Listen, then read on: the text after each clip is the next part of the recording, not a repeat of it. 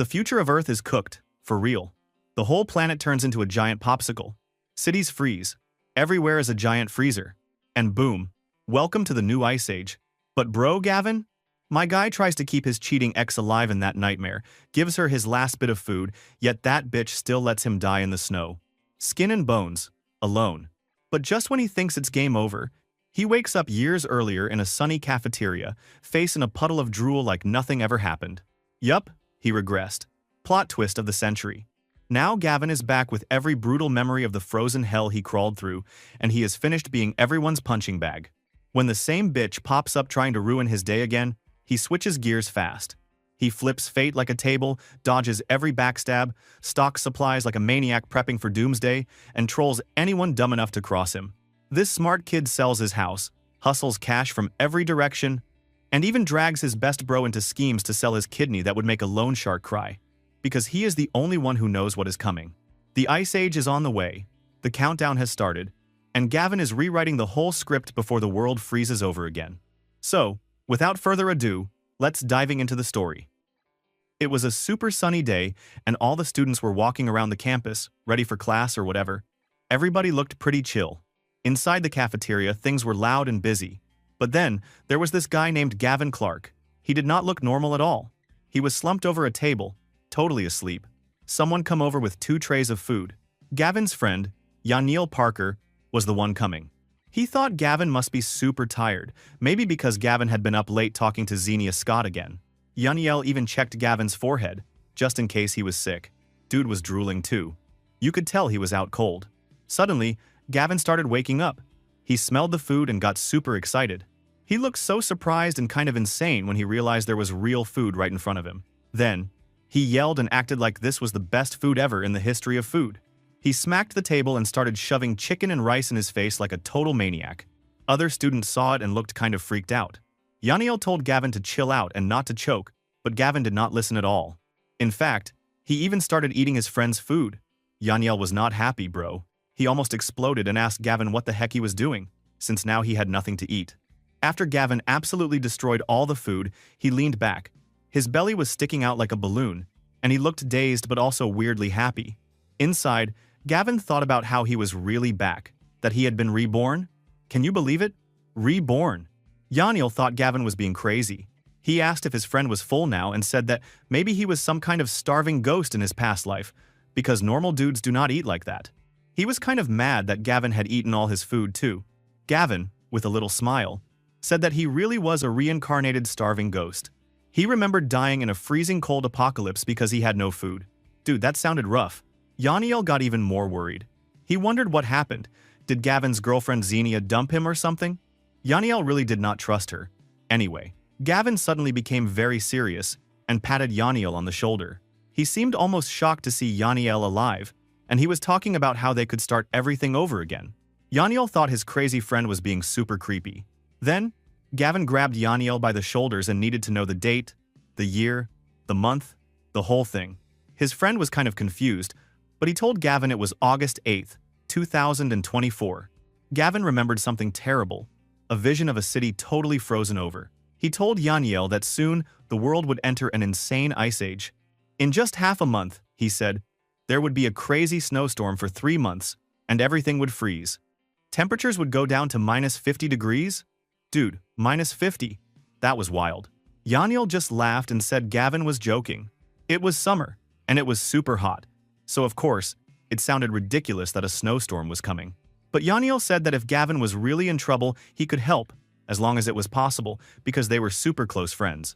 Then Gavin dropped the bomb. He said he needed to borrow 1 billion. Yup, 1 billion. Yaniel nearly spit out his drink. He could not believe what he was hearing. Gavin insisted he was serious. This crazy shit?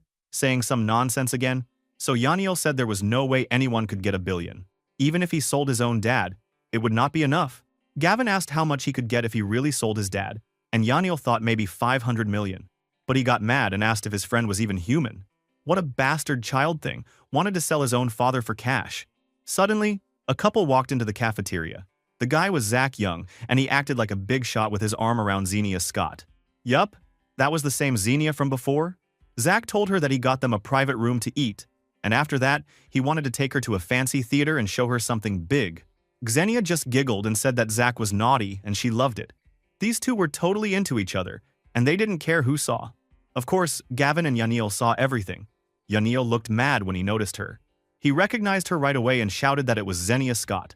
He got seriously angry and said to Gavin that Xenia was cheating on him with Zach, who was some rich dude from a group called Vast Dragon. He reminded Gavin that he did a ton for Xenia, even going broke just to buy her expensive clothes. Now she was going behind his back? Yeah, she is a bitch. Somehow, Xenia saw the guys and looked nervous. She just blurted out a question, asking why Gavin was there, when this bitch didn't even try to hide what she was doing. When Yanel got angry for his friend, Xenia said she didn't owe anyone an explanation. What they saw was what it was. The hell? Anyone, please stop me before I slap this crazy woman. Anyway, Gavin didn't say anything. He looked down, remembering the past. Inside his head, he saw these dark memories, like a mini-movie. He remembered Zach kicking Xenia away in the snow after the world turned into a cold nightmare. Then, he saw himself finding Xenia freezing and sad, and he gave her some blankets and hot food. But in the end, Gavin remembered himself lying dead on the ground, skin and bones, because he'd starved to help Xenia. Dang, his old life was rough. He thought about how Xenia had cheated on him before too, with a different guy. But when things got bad in the apocalypse, that other guy dumped her in a snap. He had been such a fool, taking her back, doing everything for her and starving while she ate. What did he get? A bunch of betrayals. His death from hunger was basically her fault. Yaniel told Gavin there was no point staying. He said that bitch wasn't even pretending to care anymore and that they should forget about her. But Gavin gave this cold smile and said there was no rush. That surprised Yaniel, who just wanted to leave, because for him, being around Xenia was awful. Zach got cocky and started taunting our boy. He told everyone he heard Gavin was a super simp for Xenia, always bothering her like some gross bug. Xenia joined in too, saying that Gavin never did anything for her and all his caring was just for himself. She said he was disgusting, and everything he did was like harassment. Man, she was brutal. Gavin then asked if she was done. Zach sneered and said, "What? You think you can win her back by being pathetic?" Xenia said even if Gavin begged on the floor, she would ignore him, because Zach was her real soulmate now. Yaniel wanted to leave again. He told our protagonist there was no point in getting humiliated even more. But Gavin said he needed 5 more minutes. Yaniel was in total despair and couldn't understand why Gavin cared about Xenia at all, because he thought Gavin was actually a great guy. Zach thought that was hilarious. He told Gavin to go ahead and do whatever tricks he wanted. He even said that if Gavin was entertaining enough, he'd give him a piece of used toilet paper as a reward. I believe these two people just rage bait me at this point. Before Zach could finish his insult, thank God our boy just slapped him across the face, super fast. The sound was so loud that everyone froze. Xenia screamed. Yaniel couldn't believe what he saw. Nobody expected Gavin to fight back. Zach was furious. He shouted that Gavin was dead now and charged at him. But our MC dodged Zach's punch like it was nothing, then kicked him hard in the chest. Zach flew backwards. Yeah, for real. Yaniel was totally amazed. He didn't know Gavin could fight like that. Xenia got scared and worried for Zach, yelling at Gavin. She said Gavin was going to be in deep trouble because Zach was the heir to some giant company. Zach got up, bragged about being a Taekwondo black belt, and tried to attack Gavin again. But Gavin just punched him in the face and knocked him out for real. Hell yeah. This is so satisfying. Gavin looked down at Zach and called him trash. In his mind, he thought about how the apocalypse was awful, but he had learned some cool fighting moves just to survive. So, handling a guy who was just showing off, like Zach, was super easy. Anyway, right after our boy knocked out this trash blonde guy in front of everyone, Yaniel just stared at him with his mouth open. He could not believe how tough his crazy friend had just become. Seriously, since when did he know how to fight like some action movie hero? Meanwhile, Xenia rushed over to Zach, who was knocked out on the floor. She looked up at Gavin, super angry. She called him a barbarian and told him he was crazy for hurting Zach. Then she started making demands, saying he should kneel down and apologize to Zach or else she would never forgive him. Guess what? Gavin did not care at all. He then slapped Xenia right across the face. Dang, that shocked everyone. He let her know that she had no power here. Please, don't wake me from this happy dream. To see a bitch get slapped so hard, my day is completed now. Then, Zach started waking up, but he was super angry. He shouted that he would use all of his money and connections to destroy Gavin, and that taking him down would be easy, like squashing an ant. But when Zach tried to punch again, Our MC totally blocked him like it was nothing. Then he hit Zach right in the jaw and knocked him back down again. He grabbed Zach by the jacket and started searching his pockets. Zach started freaking out, asking what our boy was doing. Gavin then pulled out a tiny spray bottle from Zach's inside pocket. He had a sneaky smile and said to himself that he expected to find it. Zach lost it and started yelling for him to give it back, looking really nervous. Our protagonist held the bottle in the air and asked Zach if he felt guilty. He wanted to know how many girls Zach had hurt with it. Zach pretended he didn't know what Gavin was talking about. But as soon as Zach rushed him to grab the bottle, Gavin quickly stepped aside and sprayed the stuff right in Zach's face. Uh-oh. Zach started coughing and sputtering. Then suddenly, he started screaming. His eyes went all bloodshot and wild. Xenia did not know what was happening. She asked Zach if he was okay, but Zach didn't even answer right. He just screamed for everyone to get away from him and totally lost control. And then, dude, it went totally nuts. Zach tackled Xenia to the ground and started ripping at her pink dress, right in front of everyone. She screamed for help, and you could tell things were about to get really bad. But Gavin stayed super calm. He just put his hand on his goat friend's shoulder and said that 5 minutes were up and they should get out of there. Yaniel was freaking out and kept asking what the heck was going on with Zach Young because this was insane. For God's sake, why did this guy suddenly blush looking at that bitch? Gavin then showed him the empty spray bottle. He explained that it was a super strong aphrodisiac. If someone breathed it in, they'd go totally wild and lose all control. He said that Zach had used this nasty stuff on other people before, hurting a lot of girls, so this time he made Zach take a taste of his own medicine. Yanyel started to worry, because this all happened in public, right in the school cafeteria. He wondered if Zach would call the cops on Gavin for revenge, but Gavin just smiled and said not to worry. He explained that Zach had used this thing on so many girls, and some of them had gotten hurt so badly that they ended their lives. There was no way Zach would want anyone to know about it, so there was no way he would go to the police. Plus, as the heir to a huge company, Zach was too proud. Gavin was sure that he would try to get revenge himself, in private. The friend realized that was true. With Zach's ego, he would never tell anyone what really happened. He would just come after Gavin alone. After walking out of the cafeteria drama, Yaniel suddenly got curious and asked Gavin where they were going now. Gavin gave a sneaky smile and told him they were going to sell the house. Dude, that was wild already. So, next thing, they were inside this really bright real estate office. Yaniel looked super worried and tried to stop our protagonist. He reminded him that this was the only house Gavin's parents left him. Was his crazy friend really just going to sell it so easily? But Gavin was like, "Yup, I'm selling it." No hesitation at all. He sat down at a desk and signed the paperwork super fast, not even blinking. Inside, our boy was thinking about why he did it. With all that money, 3.1 million, he needed to buy a ton of supplies before the apocalypse started. That was the only way he could be ready and have a big advantage when the world turned into a frozen nightmare. After the agent handed him the signed papers, Yaniel followed Gavin out. He was still totally confused and worried. He pointed out that house prices were getting higher and higher and there was no need to rush. He just couldn't get what Gavin was thinking. But Gavin only said that they needed to move on to the next stop. Yaniel couldn't keep up and asked what they were doing now. Our boy got super excited and said they were going to spend money. Yeah, the friend probably thought our protagonist had lost his mind. So, they went to this huge supermarket. Gavin walked straight up to the manager and told her he wanted 1,000 bags each of rice, flour, and oil, plus 10,000 cans of every canned food. The manager was stunned, but Gavin said he was sure. Yaniel was just standing there in shock, asking if his friend was stocking up for opening another supermarket or something. Gavin checked with the manager about delivery, and she was excited to help, saying they could do the delivery and the heavy lifting too. All Gavin had to do was give an address. Gavin turned to his friend and asked him about that empty warehouse his family owned in the suburbs. Yaniel admitted they had a warehouse, but he couldn't believe Gavin was going to fill it with all those supplies.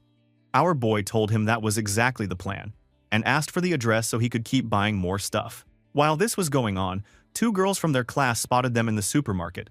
One girl had purple hair and the other had green hair. The purple-haired girl said she recognized Gavin and that she heard he got cheated on by Xenia.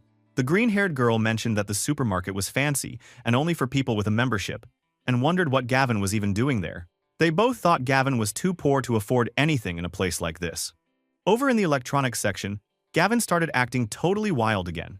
He told the workers to give him 5 Alienware computers, plus 10 TVs and 10 game consoles. In his mind, our protagonist thought about how, when the apocalypse came and it was super cold outside, they'd be trapped indoors for ages. So you had to have good entertainment. No way was he going to be bored during the end of the world. The manager was so happy. She told our boy that he was their biggest client of the year. The two girl classmates overheard this and almost fell over from shock. The purple-haired girl realized Gavin just dropped at least 200,000 on computers alone. The green-haired girl saw that all the TVs and game consoles were super expensive too. They just could not figure out how Gavin, who everyone thought was broke, suddenly had so much cash.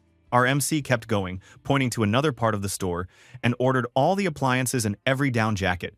He wanted everything, bro. The purple-haired classmate was freaking out, whispering that Gavin must have spent over $1 million already. She had never seen someone spend money so crazily. By now, she was sure Gavin was hiding the fact that he was a super rich kid all along. The green-haired classmate agreed and thought this was their chance. So both girls rushed over, getting excited to talk to Gavin. Yeah, a new bitch detected.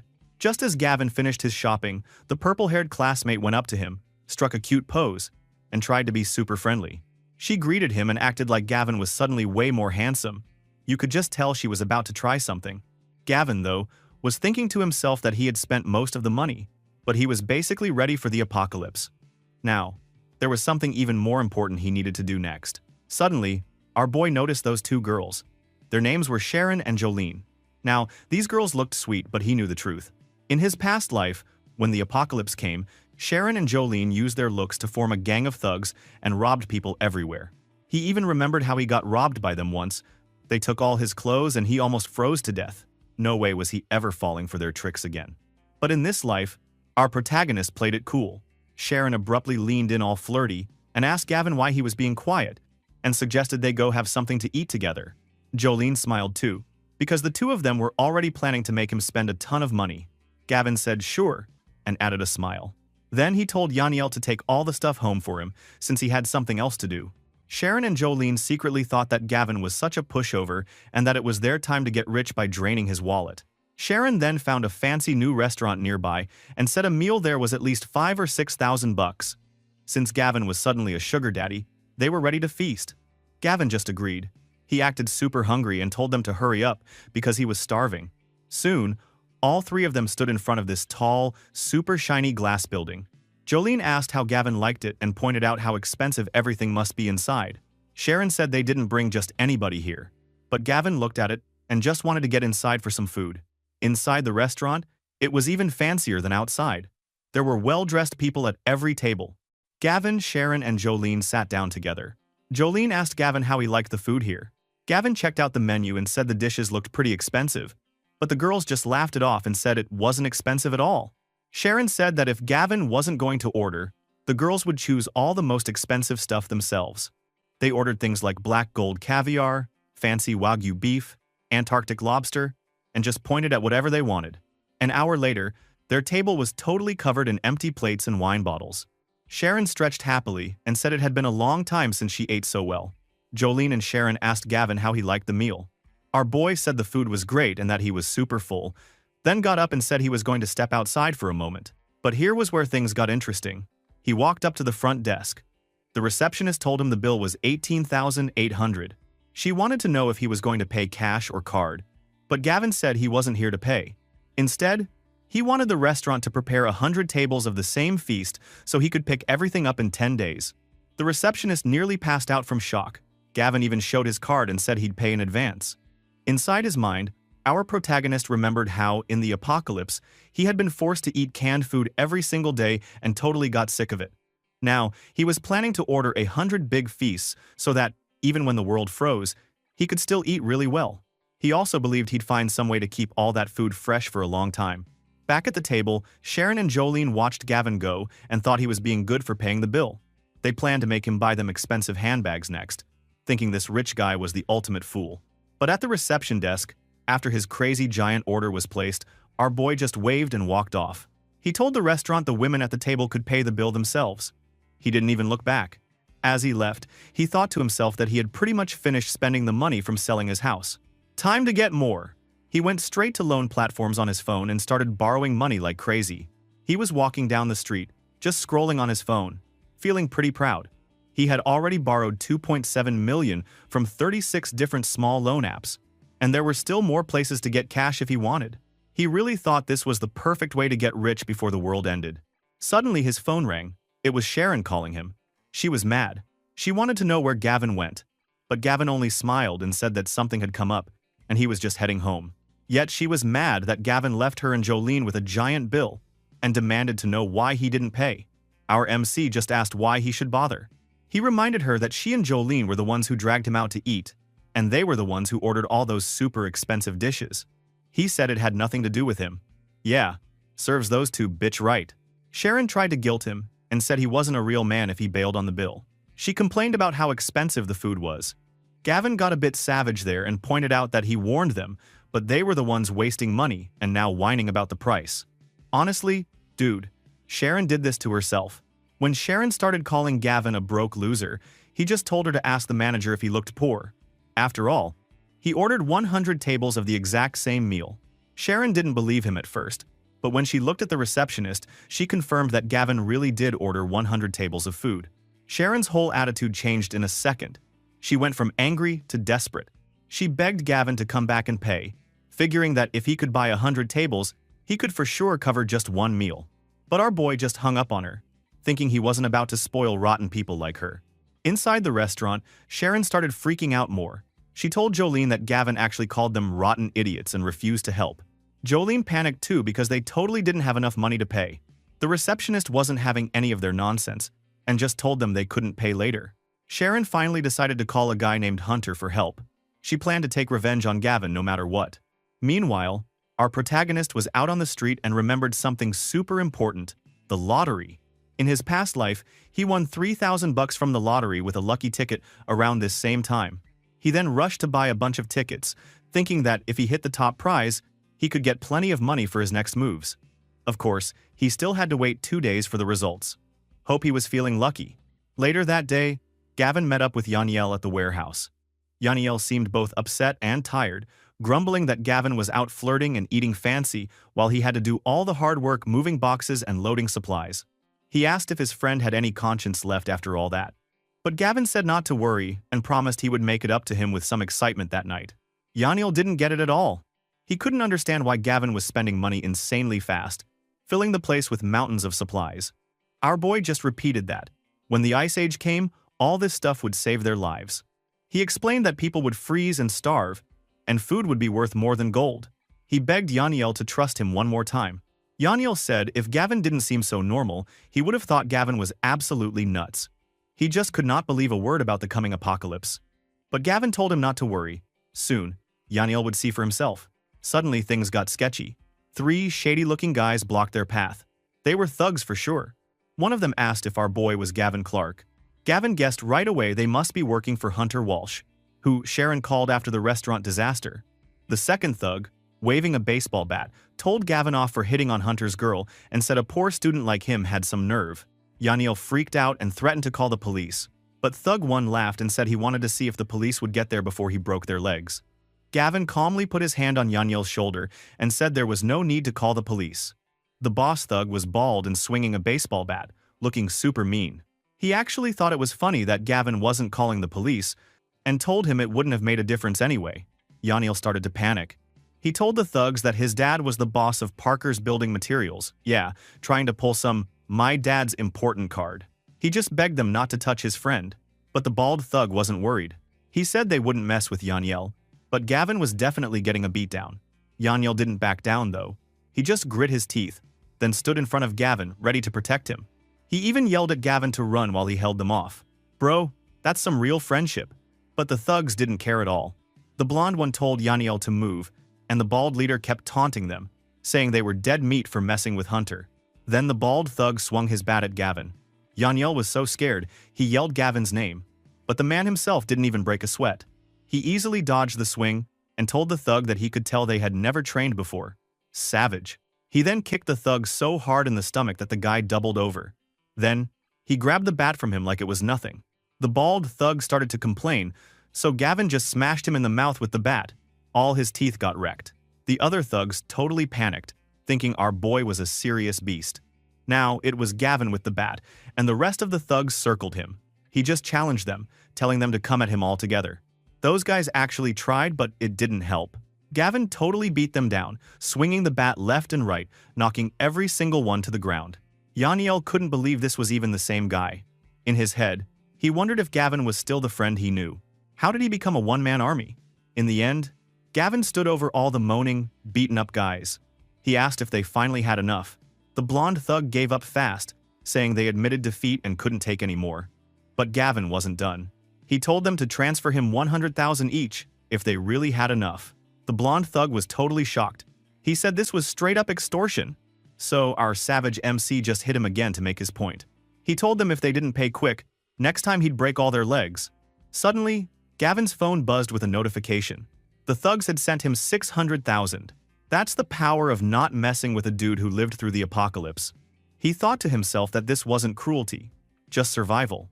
He had seen guys like Hunter do the worst stuff ever during the apocalypse, so he didn't care how rough he had to be now. After that, he put his arm around Yaniel and told him to stop daydreaming, because he was going to take him somewhere cool. Yaniel was still buzzing from the fight, but he was down for the adventure. They went to this crazy nightclub with flashing lights, bumping music, and people dancing everywhere. Yaniel totally loved the vibe and said after the insane day they just had, he needed to chill and have some fun. Gavin walked up to the bar and asked to see someone named Mr. Jacobs. He said he was there to make a delivery. The bartender told him to hold up a second while he made a call. Suddenly they were surrounded by these serious-looking guys in suits and dark sunglasses. Now, our goat friend started freaking out. He thought he just wanted a little fun, but he did not expect this kind of trouble. He told Gavin that his heart was beating so fast but not in a good way. He kept asking where they were and what on earth they were doing. I mean, who wouldn't be scared with all those tough guys around? Then someone shouted that Mr. Lowe was here. That sounded important and scary at the same time. Suddenly, even more bodyguards came closer and made a wall so thick, Yaniel probably felt like an animal in a zoo. An old man stepped forward. Yep, this was Mr. Lowe, and nobody wanted to mess with him. Mr. Lowe looked at the two guys and asked if they came to make a delivery, because he had never seen their faces before. Gavin said that it was their first time meeting, but he heard that Mr. Lowe was expecting some goods, so he showed up. Mr. Lowe glanced at their empty hands and wondered where the goods were, since they clearly had nothing. Our boy pointed at himself and Yaniel and said that the goods were inside them. Dude, what? Mr. Lowe just laughed like this was the weirdest thing he ever heard. He said that usually, people don't deliver themselves as the goods. Yeah, I guess that was true. But then, things got nasty fast. Mr. Lowe's face turned super serious, and all his bodyguards pulled out their pistols and aimed straight at Gavin and Yaniel. Dude, that escalated so fast. He told his guys to grab the two as prisoners, and of course, Yaniel panicked even more. He begged everyone not to do anything crazy, and said that his dad was kind of a big boss in town. He also shouted at Gavin, super confused about what goods they were even talking about. Gavin stayed calm, almost too calm for the mess they were in. He explained to Yaniel that Mr. Lowe was in the business of selling human organs, so the goods were actually the organs inside their own bodies. He told Yaniel not to panic, but honestly, what person wouldn't panic at that point? Yaniel lost it. He screamed about organs and wondered how anyone could stay calm about selling their body parts. Gavin talked right back to Mr. Lowe. He explained that they wanted to make a deal. If Mr. Lowe was buying, then they were selling. He even teased Mr. Lowe, as if saying that maybe he was too scared to buy. Mr. Lowe got extra mad and said that there was nothing in the world that he would not dare to buy. And you know what? Everyone seemed to believe him. Gavin then set the price. 10 million bucks for all his organs. But Mr. Lowe wasn't playing around.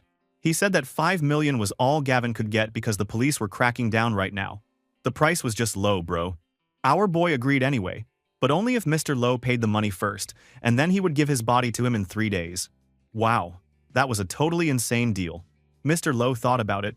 Then he shook Gavin's hand and said they had a deal.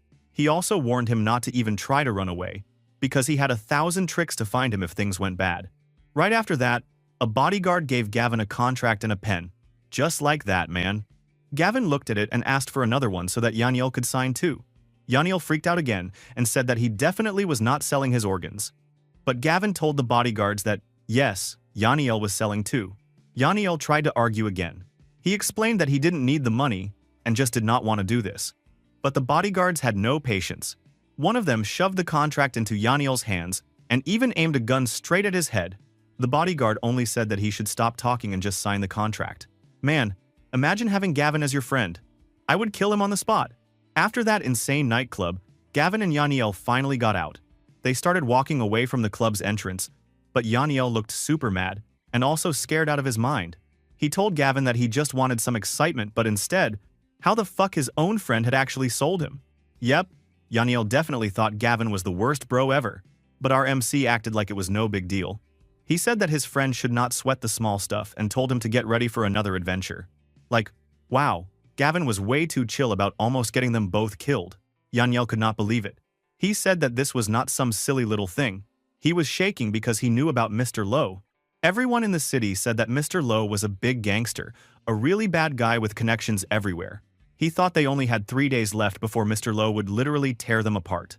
Gavin told him that Mr. Lowe had done a ton of horrible things. He said the guy had no heart at all and had sold who knew how many human organs. But he also said that, in 3 days, Mr. Lowe would be dead. Whoa. Gavin sounded super sure about that. Yaniel was losing his mind. He asked Gavin if he was actually planning to fight Mr. Lowe.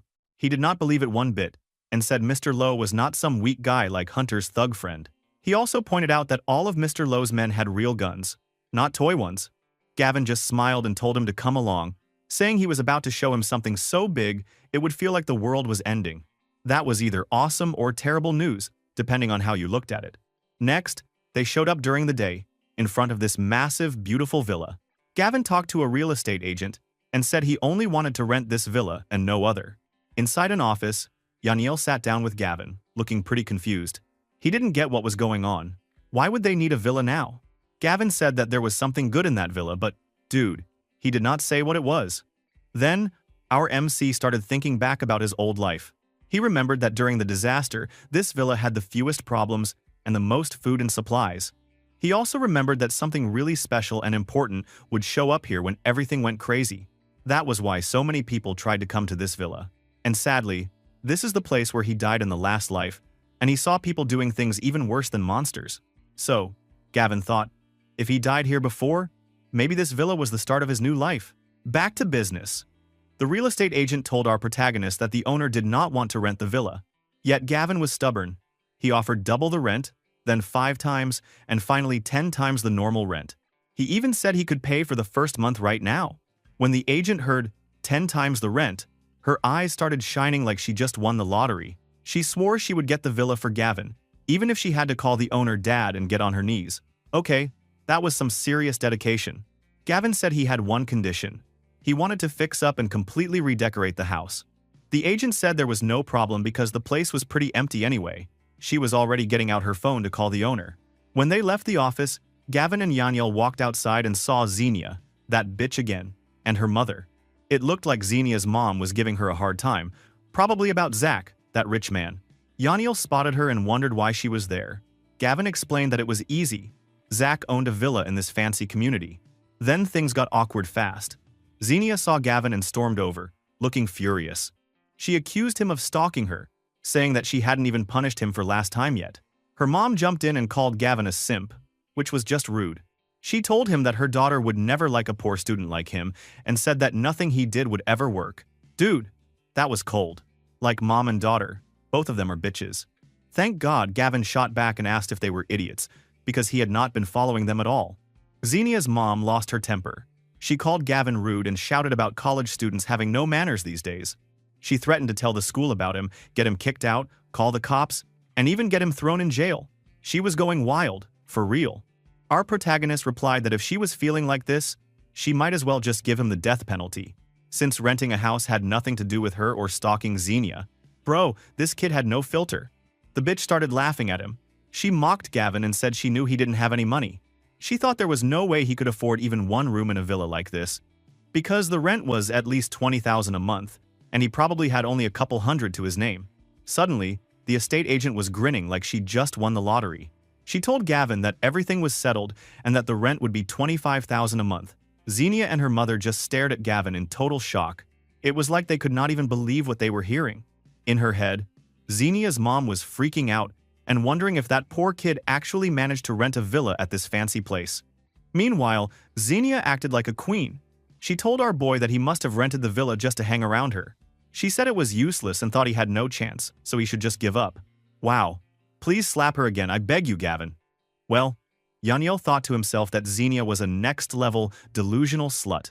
Gavin, on the other hand, thought the whole thing was more than just dumb, it was straight-up insane. Xenia's mom told her daughter to forget about Gavin.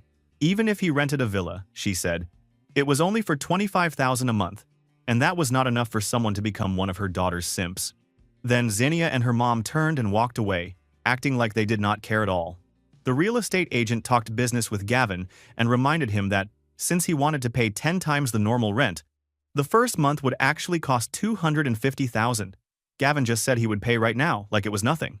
At that moment, Xenia and her mom suddenly stopped and spun around so fast, you'd think they saw a ghost. They could not believe what they just heard. The bitch said Gavin was just putting on a show, and nobody was dumb enough to spend 10 times the rent for a house. She thought there was no way that poor orphan student could have that much cash. But Gavin was ready to blow everyone's mind.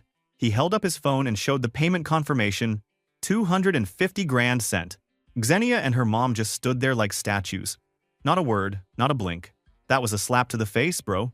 The real estate agent was over the moon and told Gavin the villa was his. She said he could redecorate it any way he wanted and handed him the keys. Gavin told Yaniel it was time to bounce, and they walked right past Xenia and her mom, who still looked frozen. Behind them, Xenia's mom was in total disbelief. She started wondering if maybe they were wrong about Gavin all along. Maybe he was secretly rich. But Xenia was just confused and annoyed. She was sure Gavin was an orphan and said she would ask her friends to find out the truth. Later, Gavin and Yaniel were walking through the city. Our boy asked his friend if he knew the boss of Heaven's Rainbow Decor, the biggest renovation company around. Yaniel said that since his dad worked in the same business, he knew him. Gavin was happy and said he needed Yaniel's dad to make an appointment so they could get the villa ready. Yaniel thought Gavin was nuts. He just paid 10 times the rent for an empty house and now wanted to renovate it himself? What kind of plan was that?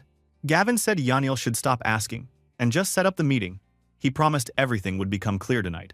Yaniel then checked his phone and said the meeting was a go. His dad had pulled some strings, so even though the boss was busy, he was coming personally just to meet Gavin. Gavin was stoked and told Yaniel he would thank his dad by sending him a whole truck full of instant noodles. Yaniel freaked out and said that was the worst gift ever because his dad did not eat that junk. But our protagonist said not to worry. He joked that Yaniel's dad would love the noodles soon. Inside Heaven's Rainbow Decor's office, a secretary was telling some people to wait because the CEO was on the way. Xenia and her mom were also there, talking. The fuck? I don't know why this bitch always showed up on my screen. Anyway, her mom told her that Zach was paying for their renovation, so it had to look super nice. Xenia said not to worry. This company was the best in the city, so they came to the right place. Just then, Gavin and Yaniel walked in. The secretary asked if they had an appointment. Xenia noticed Gavin right away and jumped up from her chair. She was so angry, it was almost funny. She accused Gavin of following her everywhere, even all the way to the renovation company. She said that if he thought this would make her like him, he was crazy. Gavin could only think one thing in his head. For real, how could they keep running into these two crazy ladies again? It was almost like they just could not escape them. Yeah, bro, that's what I said. Please stop your author from writing shit about her. Anyway, Yaniel tried to chill things out. He told Xenia that Gavin was also there to do a renovation, so she needed to stop making drama. But the girl just smirked like she knew everything. She said there couldn't be anyone as dumb as Gavin. He was trying to renovate a house he didn't even own. Man, this girl really liked to roast people. Gavin ignored her and talked to the secretary. He said his name was Gavin Clark, and he had an appointment. The secretary got all businesslike and told him to wait a second. That made Xenia and her mom freeze. They couldn't believe Gavin was actually doing a real renovation. But Xenia still thought he was probably just pretending to be rich. That's when the main boss of Heaven's Rainbow Decor, Mr. Zhao, came out. Now things got interesting. He asked where his appointment was, and the secretary pointed over to Gavin. They thought Mr. Zhao was coming out just for them, because Zach was so important or whatever. Xenia's mom even bragged to Gavin, saying this showed how different their social status was. She said her daughter was special because the big boss cared about her, while Gavin could just stand and wait in the background. Xenia stepped up and tried to talk to Mr. Zhao first, acting all confident, but Mr. Zhao just looked at her like he was confused. He asked who was Gavin Clark. Xenia said her name, but Mr. Zhao told her to step aside if she wasn't Gavin. Dang, bro, that was awkward. Then Mr. Zhao walked right past the stunned girls. He went straight to Gavin with a big smile and acted super friendly. Mr. Zhao told our boy he didn't expect him to be so young, and then invited Gavin and Yaniel to come talk in his office. Xenia and her mother were left standing there like someone just took their cake away. Xenia's mom started whispering to her, asking how Gavin could get treated so well by Mr. Zhao. Xenia was embarrassed, so she tried to explain. She guessed that maybe it was because Yaniel's family was powerful, since they were pretty well off. She didn't want to believe Gavin could have any big connections by himself. Inside Mr. Zhao's office, the mood totally changed. Mr. Zhao wanted to know about Gavin's plans. He asked what kind of renovation Gavin wanted. Our protagonist told him he wanted to redo a whole villa. Mr. Zhao didn't seem impressed. He said that fixing up a villa was easy and cheap for their company. Some budget jobs were just 5 or 600,000, and even the expensive ones were 3 to 5 million. He really thought this was just a small project. He told Gavin his design director could take care of Gavin's villa, but our boy pushed back. He wanted Mr. Zhao, the boss, to handle the job personally. Mr. Zhao said he was usually way too busy for small stuff, he only messed with giant projects. But Gavin told him he was actually a big project. Mr. Zhao sighed and asked Gavin for his budget. Gavin just grinned and said he planned to spend at least 30 million. Bro, Mr. Zhao's eyes almost popped out of his head. He could not believe it. 30 million for a renovation? That was next level. Mr. Zhao almost could not believe his ears. He had to check that Gavin really meant 30 million for the renovation, not 3 million. Gavin confirmed it, calm as ever. Yep, 30 million, bro. Right then, one of the directors rushed in, thinking he was going to handle this VIP client. But Mr. Zhao didn't even let him start. He waved the guy away and said that he was taking care of this project personally. He told Gavin flat out that for 30 million, the dude could just buy a whole new villa. He had no idea what Gavin was planning to do with an old one for that much cash. Gavin pulled out his blueprints. These were no normal house plans. Nope, they looked insane. Mr. Zhao checked them and almost yelled in surprise. He asked if Gavin was trying to build a fortress or a war bunker. Gavin kept it cool. He said if the budget was not enough, he could add even more money. He told Mr. Zhao that in the whole province, only this company could make his insane project real. The only requirement was that they finished it all in just half a month. Mr. Zhao was shocked again. He said that was super tough, but then he listed all the crazy stuff on those plans. A special water system, super strong air conditioning for freezing temperatures, high-end air filters, and even steel walls as thick as a small car. He said the villa would be so secure, even a tank couldn't break in. He told Gavin that this wasn't a house. It was like a place for surviving the apocalypse. Gavin just told him to go with it and pretend the end of days was coming. He even said he could pay 20 million right now, add another 5 million extra, and give the rest of the money 3 days after the construction was done. That was some serious business. Mr. Zhao was totally fired up. He agreed to do it. He told our boy that he would put all of the company's muscle on the project, work day and night, and build that crazy safe house in just half a month. After the meeting, Gavin and Yaniel walked out of the building. Yaniel was still in shock. He thought this renovation plan was nuts. 35 million to fix up a villa that wasn't even theirs. He told Gavin he was totally insane. But Gavin said pretty soon, money was going to be as worthless as trash. He told Yaniel to go home and convince his dad to get ready too. Yaniel actually was more worried about where Gavin even got all this cash. After all, even if Gavin and Yaniel sold themselves, they would only get 10 million at best. He told our boy that, unless this mysterious apocalypse was actually real, they were both doomed for life. As they left, guess who popped up again? Yep, that bitch Xenia and her mom ran right over to our protagonist. Xenia was full of sass. She said Gavin just wanted attention and challenged him to tell them how much he had spent on the renovations. Gavin blew her off and said it was none of her business. He also told her he was not trying to impress her at all. Xenia's mom just laughed at him. She bragged that Xenia spent a whole million on their own renovation and threw shade at Gavin for being poor. She wanted to show off what real spending power looked like, but Yaniel could not hold back. He blurted out that Gavin's renovation cost 35 million. That blew everyone's mind. Xenia started laughing like it was the funniest joke she ever heard, saying that maybe she would believe 500,000 but no way 35 million. Xenia's mom thought this was just bragging gone wild and said, kids these days would say anything. Gavin then added a little spice. He told Xenia that if he really spent 35 million, then she should call him daddy. Xenia did not believe a word of it. She told him she already asked around and knew Gavin used to own only one house, and if he sold it, at most, he'd get 3 million. She thought Gavin was just acting out so he would not seem like a loser. Xenia's mom even doubled down. She promised out loud that if Gavin really spent 35 million, she would call him daddy too. That's when the secretary raced outside and handed Gavin the contract he left behind.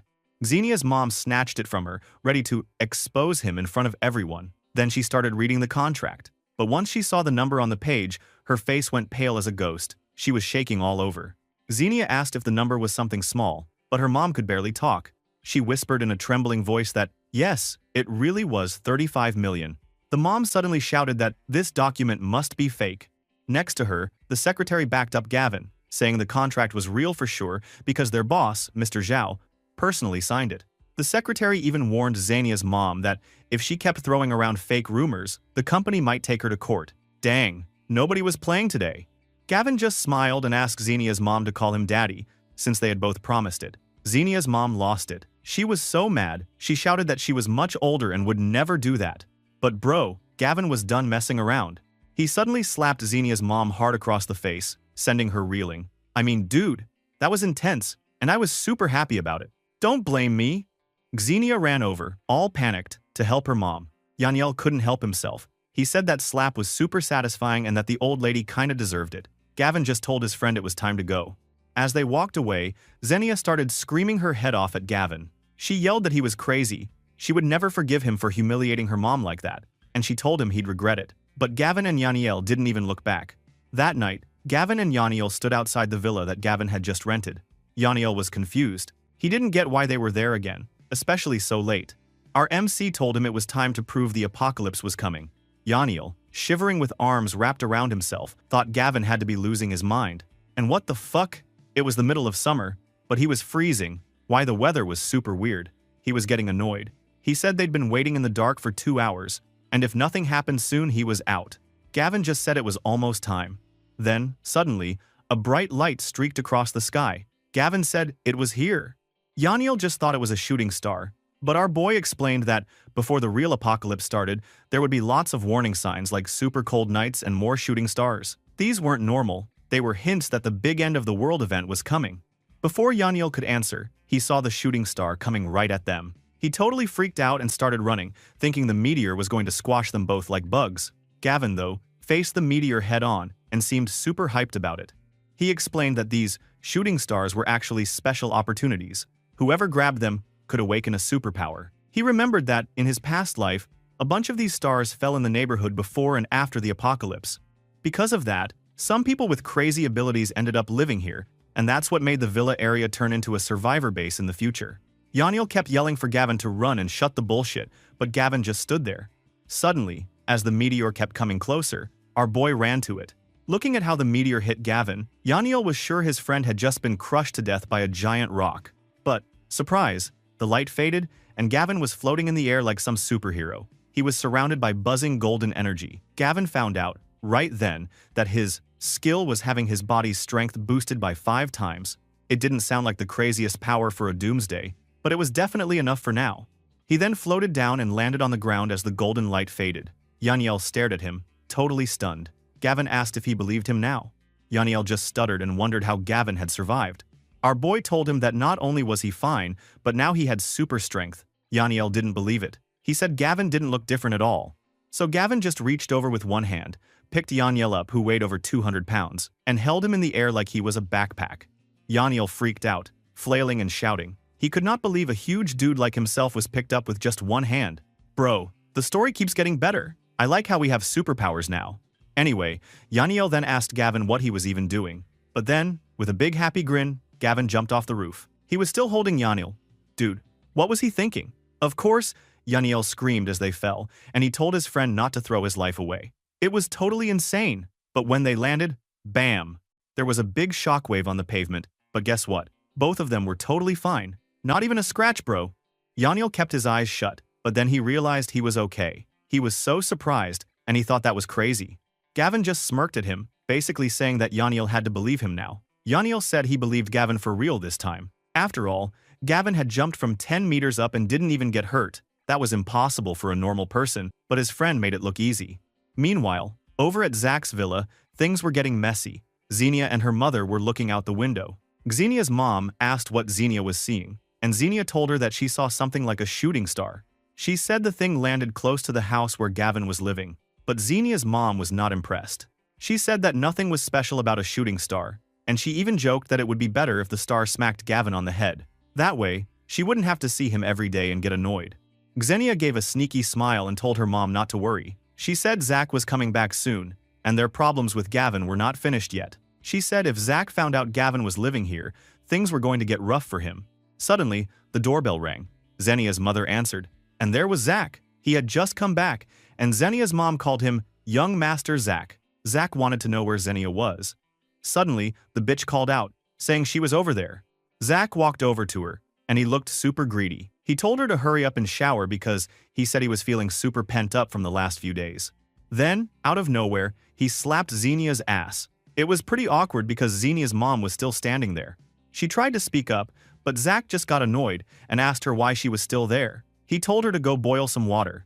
Xenia told Zack not to rush and that she had some news for him. She said Gavin had moved into the neighborhood too.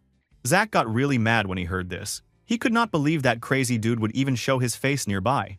Xenia's mom jumped in and told Zack that Gavin only came here to get close to Xenia and that Zack had to get rid of him. Zack nodded and said he would call someone right now. He wanted Gavin to seriously regret ever messing with him. Wow, drama alert. Meanwhile, in the boxing club, the boxing king was in the ring, and he was big and scary, but the Mohawk is so funny. Zack called him on the phone. He called the Mohawk man and told him he had a job. Take care of someone, and he would get 200,000 for it. That was a lot of money, just to mess someone up. That man talked on his own phone and said he understood. He promised Zack that he would get back to him in 2 hours. He then finished the call and looked at his opponent. He said he had a job to do and he didn't want to mess around anymore. But his opponent got super angry. How dare a rookie mock him? He told the Mohawk man that he was about to lose, and he seemed super confident. But suddenly, the Mohawk man, by the way his name is Biao, threw a punch, and boom. It hit the opponent so fast and hard that the opponent fell straight to the mat. Knocked out in one punch. Blood everywhere, bro.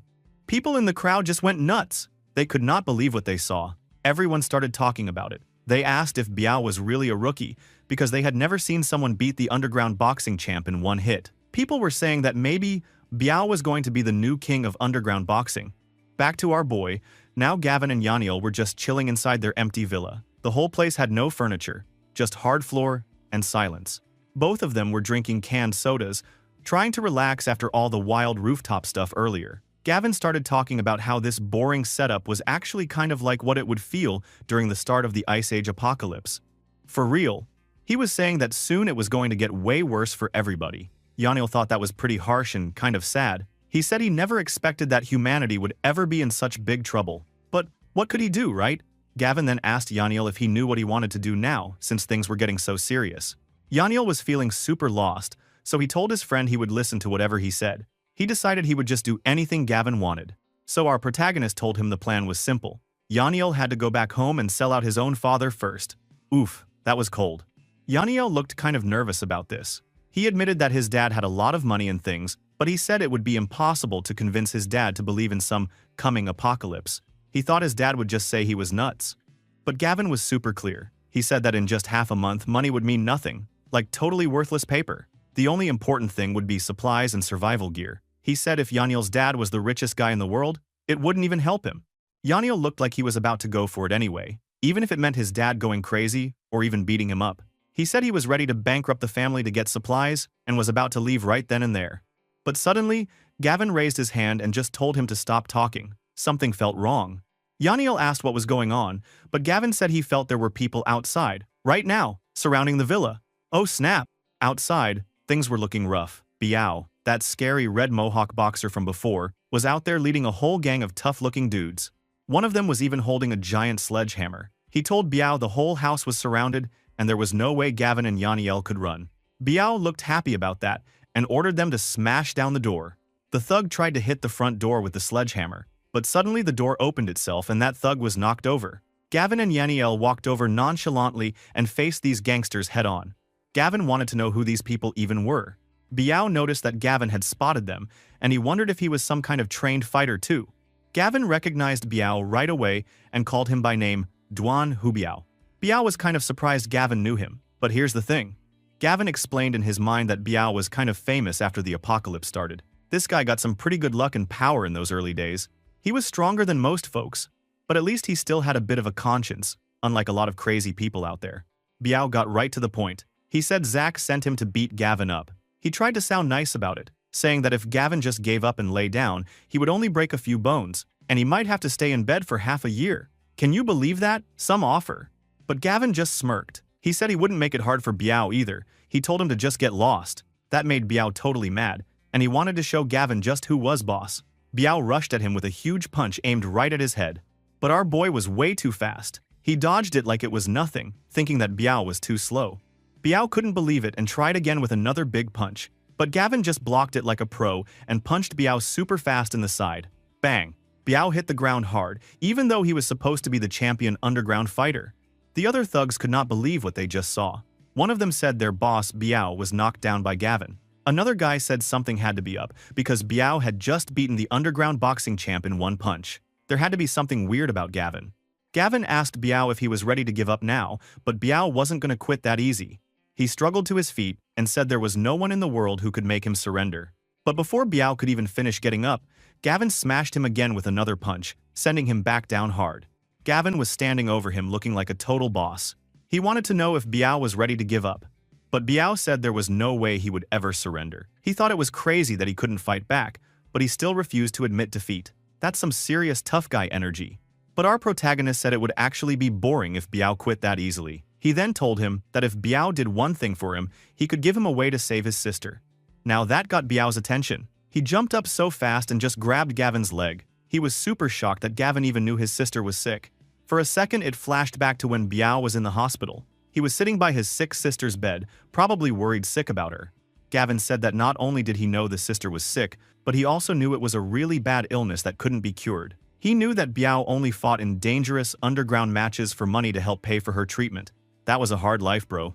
Biao was totally stunned. He realized Gavin knew everything about him, even deep secrets. He asked if Gavin could really save his sister. Gavin told him he was the only person who had any idea how to do it. He said it was Biao's choice to believe him or not. This time, Biao decided to trust him. He said that Gavin already beat him, so now he believed him. He was ready to do whatever Gavin needed. So our boy told him to go find Zach and give him the beating of his life, so bad that Zach would have to stay in bed for 2 weeks. He said to make Zach cough up as much money as possible. The more, the better. Biao took a moment, but then he agreed. He told his crew to follow him, and together they took off, on a mission for payback. One of the thugs asked if Biao really believed what Gavin said. Biao answered that he had to believe it, because he would do anything for even a small chance to help his sister. He said it was time for business. Meanwhile, Zach and his shitty act are now doing an inappropriate thing with the bitch Xenia. He was sure Gavin should be in the hospital by now. Xenia said he was terrible, and they seemed to be having a moment. But suddenly there was a loud banging on the door. Xenia's mom got mad and wanted to know who the heck was interrupting him in the middle of the night. But as soon as she opened the door, Biao and his tough crew were right there. Biao didn't waste any time. He pushed the mom aside like she was nothing and told her to get out of the way. Xenia's mom tried to scold him, but Biao just smacked her and she stumbled away. Yep, Biao was not kidding tonight. Zach saw Biao and thought he was just there to finish the job. He tried to play cool, saying he had 200,000 ready for him and that he didn't need to show up in person. But Biao wasn't there for the cash at all. He punched Zach in the stomach so hard that Zach doubled over in pain. Xenia looked super shocked and was freaking out. Zach started yelling, asking why Biao was hitting him. But Biao just ignored him and told his crew to get Zach. All the thugs surrounded Zach and started beating him down. Zach tried to beg for mercy, saying he would give them any money they wanted. He even threatened Biao, saying that his family would hunt him down if they kept this up. But the punches kept flying. Biao finally told everyone to stop. One of the thugs thought this was just Zach getting what he deserved. Then Biao said something wild. He told the thugs that Big Bro Clark said to hang Zach up and beat him some more, just string him up like a punching bag. Zach was terrified, and he started freaking out again, asking who this Big Bro Clark was and if it was actually Gavin. Man, Zach was really wishing he never messed with Gavin, and Biao's crew was only getting started. Bro, this night was absolutely wild. So much chaos. After that, oh man, things were not looking good for Zach. He was hanging upside down like a bat, tied up with a bunch of ropes. He said that the only money he could get right now was 10 million, and if he wanted more, he would need the vast dragon group's approval. He even said that he had to go there himself if he wanted to get more money. But then Biao just shut him up and told him to transfer those 10 million bucks right now. Yeah, please make this dude poor. At the same time, over at Gavin's villa, things were a bit more chill. Yanyel was checking his phone and saw a message from their class group chat. The counselor had sent a message about some practical training that was happening tomorrow. He asked Gavin if he was going to that training. At first, our boy said that he wasn't going, but then Yaniel told him it was happening near the northern New City. Suddenly, Gavin changed his mind and said that he was going to go because he wanted to check out that place anyway. Then, his phone rang. He answered it and learned that it was Biao calling. Biao told him that Zach had just given up 10 million, and he had already sent that money to Gavin. The next day, our protagonist was outside at a lottery betting station. He remembered that he hadn't checked his lottery ticket yet. He thought that if he won, he could buy a lot of supplies. That sounded awesome, right? But when he checked the ticket, he was shocked. He knew all the numbers from his past life, so how did he not win now? He started thinking that maybe it was the butterfly effect, but he didn't believe anything else had changed. There was only one answer. He thought the lottery company must be sketchy. Yeah, he had to find another way to make big money. No easy lottery wins for this guy, because that company is rigged. Later, our boy back at school, all the students were standing near a bus, getting ready for their practical training trip. Some students were complaining. One of them said that the training was starting way too soon, and they hadn't enjoyed college life enough yet. Another student said that finance jobs weren't great these days, so they hoped they would get assigned to a good department during the training. Then, Sharon and Jolene saw Gavin coming to the bus. Jolene teased Gavin and asked if he really dared to show his face. Gavin just acted cool and said that, of course he did. Sharon wanted to know why Gavin had run out on the bill last time and told him to explain himself. Jolene got more dramatic and said that they would have to work for a whole month to pay off that 20,000 Gavin owed. Our boy just brushed it off and acted like it wasn't his problem. But then, Jolene tried to act all sweet and asked Gavin to help them pay it back. She even hinted that they would do anything for him. Gavin joked back and said that, if that was true, then first they should lend him 40,000. That was savage, bro. He then just walked away, and Sharon yelled at him to just wait and see. Next, Yaniel finally showed up. He looked tired, and his eyes were all puffy. Our MC asked what happened to his eyes. Yaniel said that it was from crying. He tried to tell his dad about the apocalypse, but he knew just talking wouldn't be enough. So, he decided to cry a lot to get his dad's attention. So, Gavin asked if it worked. Yaniel said it totally didn't work. He cried for 2 hours, but his dad ignored him. In the end, his dad got annoyed and picked up a thick steel rod and hit him with it. That hurt so much that Yaniel started crying again. Our boy told his friend not to feel too bad. He said that it took Yaniel a few days to accept the truth about the apocalypse, so of course it would take time for his dad too. Finally, their counselor, Chi Changdong, called out to all the students. He told everyone to get on the bus because they were leaving now. This trip was about to get started, and who knew what crazy stuff would happen next? Inside the bus, Yaniel started complaining right away. He told Gavin that he ate something super salty the night before, and now he was super thirsty. But guess what? Gavin told him that he was too needy and he didn't bring any water. But then, something nice happened. Chi Kui, who was sitting right beside them, leaned over and offered a bottle of water. That was really sweet of her. She told our boy that she brought some water and handed it over. Gavin thanked her and tossed the bottle to Yaniel, telling him to just take it already.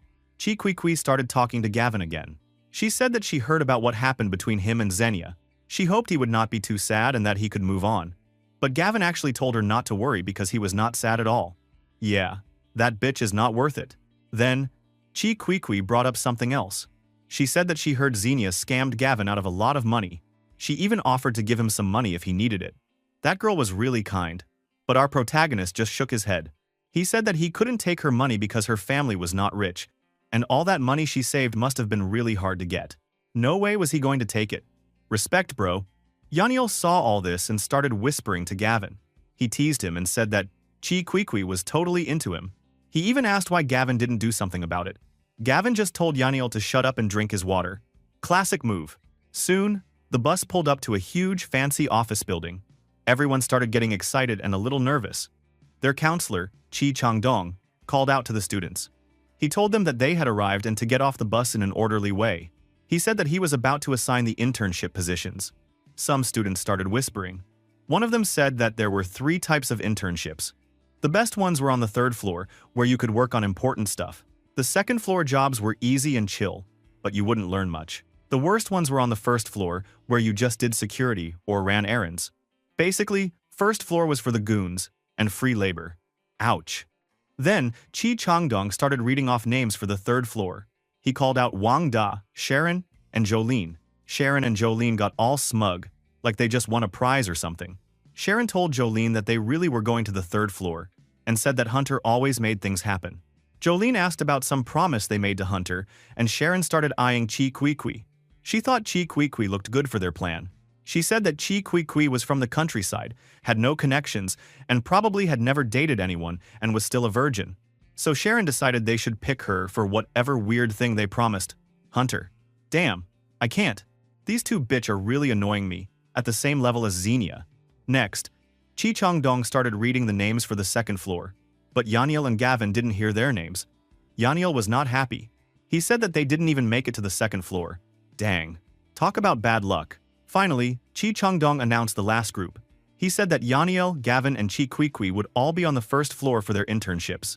Chi Kui Kui looked super sad and said that she was afraid they would not learn anything on the first floor. Other students started laughing at them. One student joked that he couldn't believe those three got stuck on the first floor. Another said that Gavin and Chi Kui Kui belonged there, but wondered why Yaniel, who was usually rich, was on the first floor too. Gavin was not having it. He asked the counselor what was up with the assignments. Why did they get stuck on the first floor?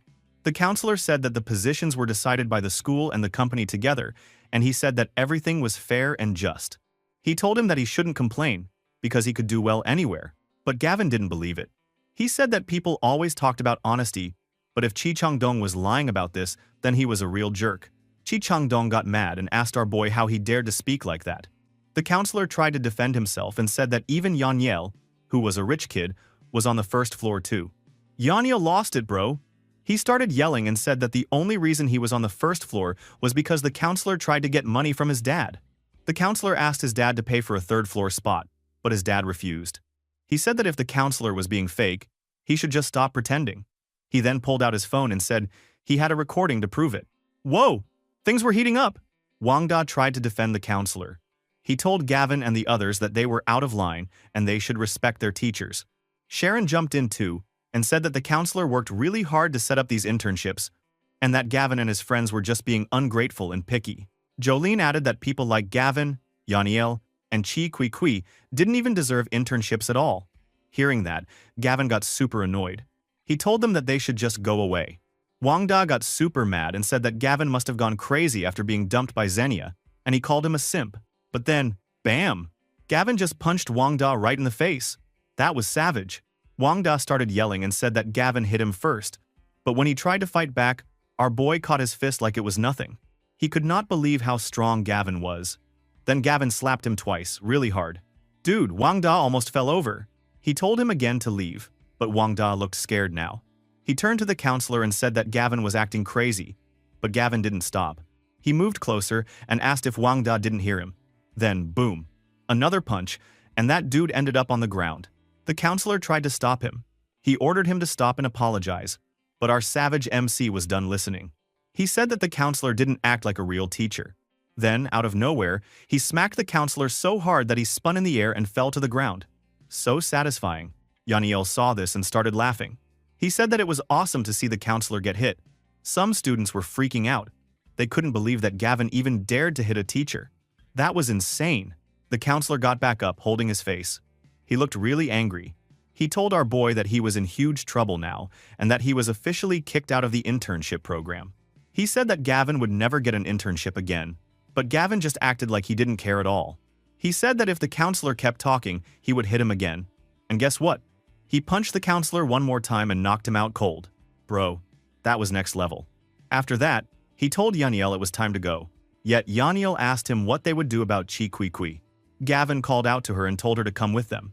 She looked confused and wasn't sure what to do. Right then, Sharon and Jolene walked over to the counselor. Sharon told the counselor that Chi Kui Kui was the only one left on the first floor, and it wasn't good for a girl to be there alone. She suggested that she should join her and Jolene so they could look after her. The counselor agreed and said he didn't care, and that he was going to find the principal to get Gavin expelled for real. Sharon went to Chi Kui Kui and said that she should come to the third floor with them. She said that if Chi Kui Kui stayed with Gavin, she might not even find a job after graduation. She then took her away, and Chi Kui Kui looked like she didn't really want to go but followed them anyway.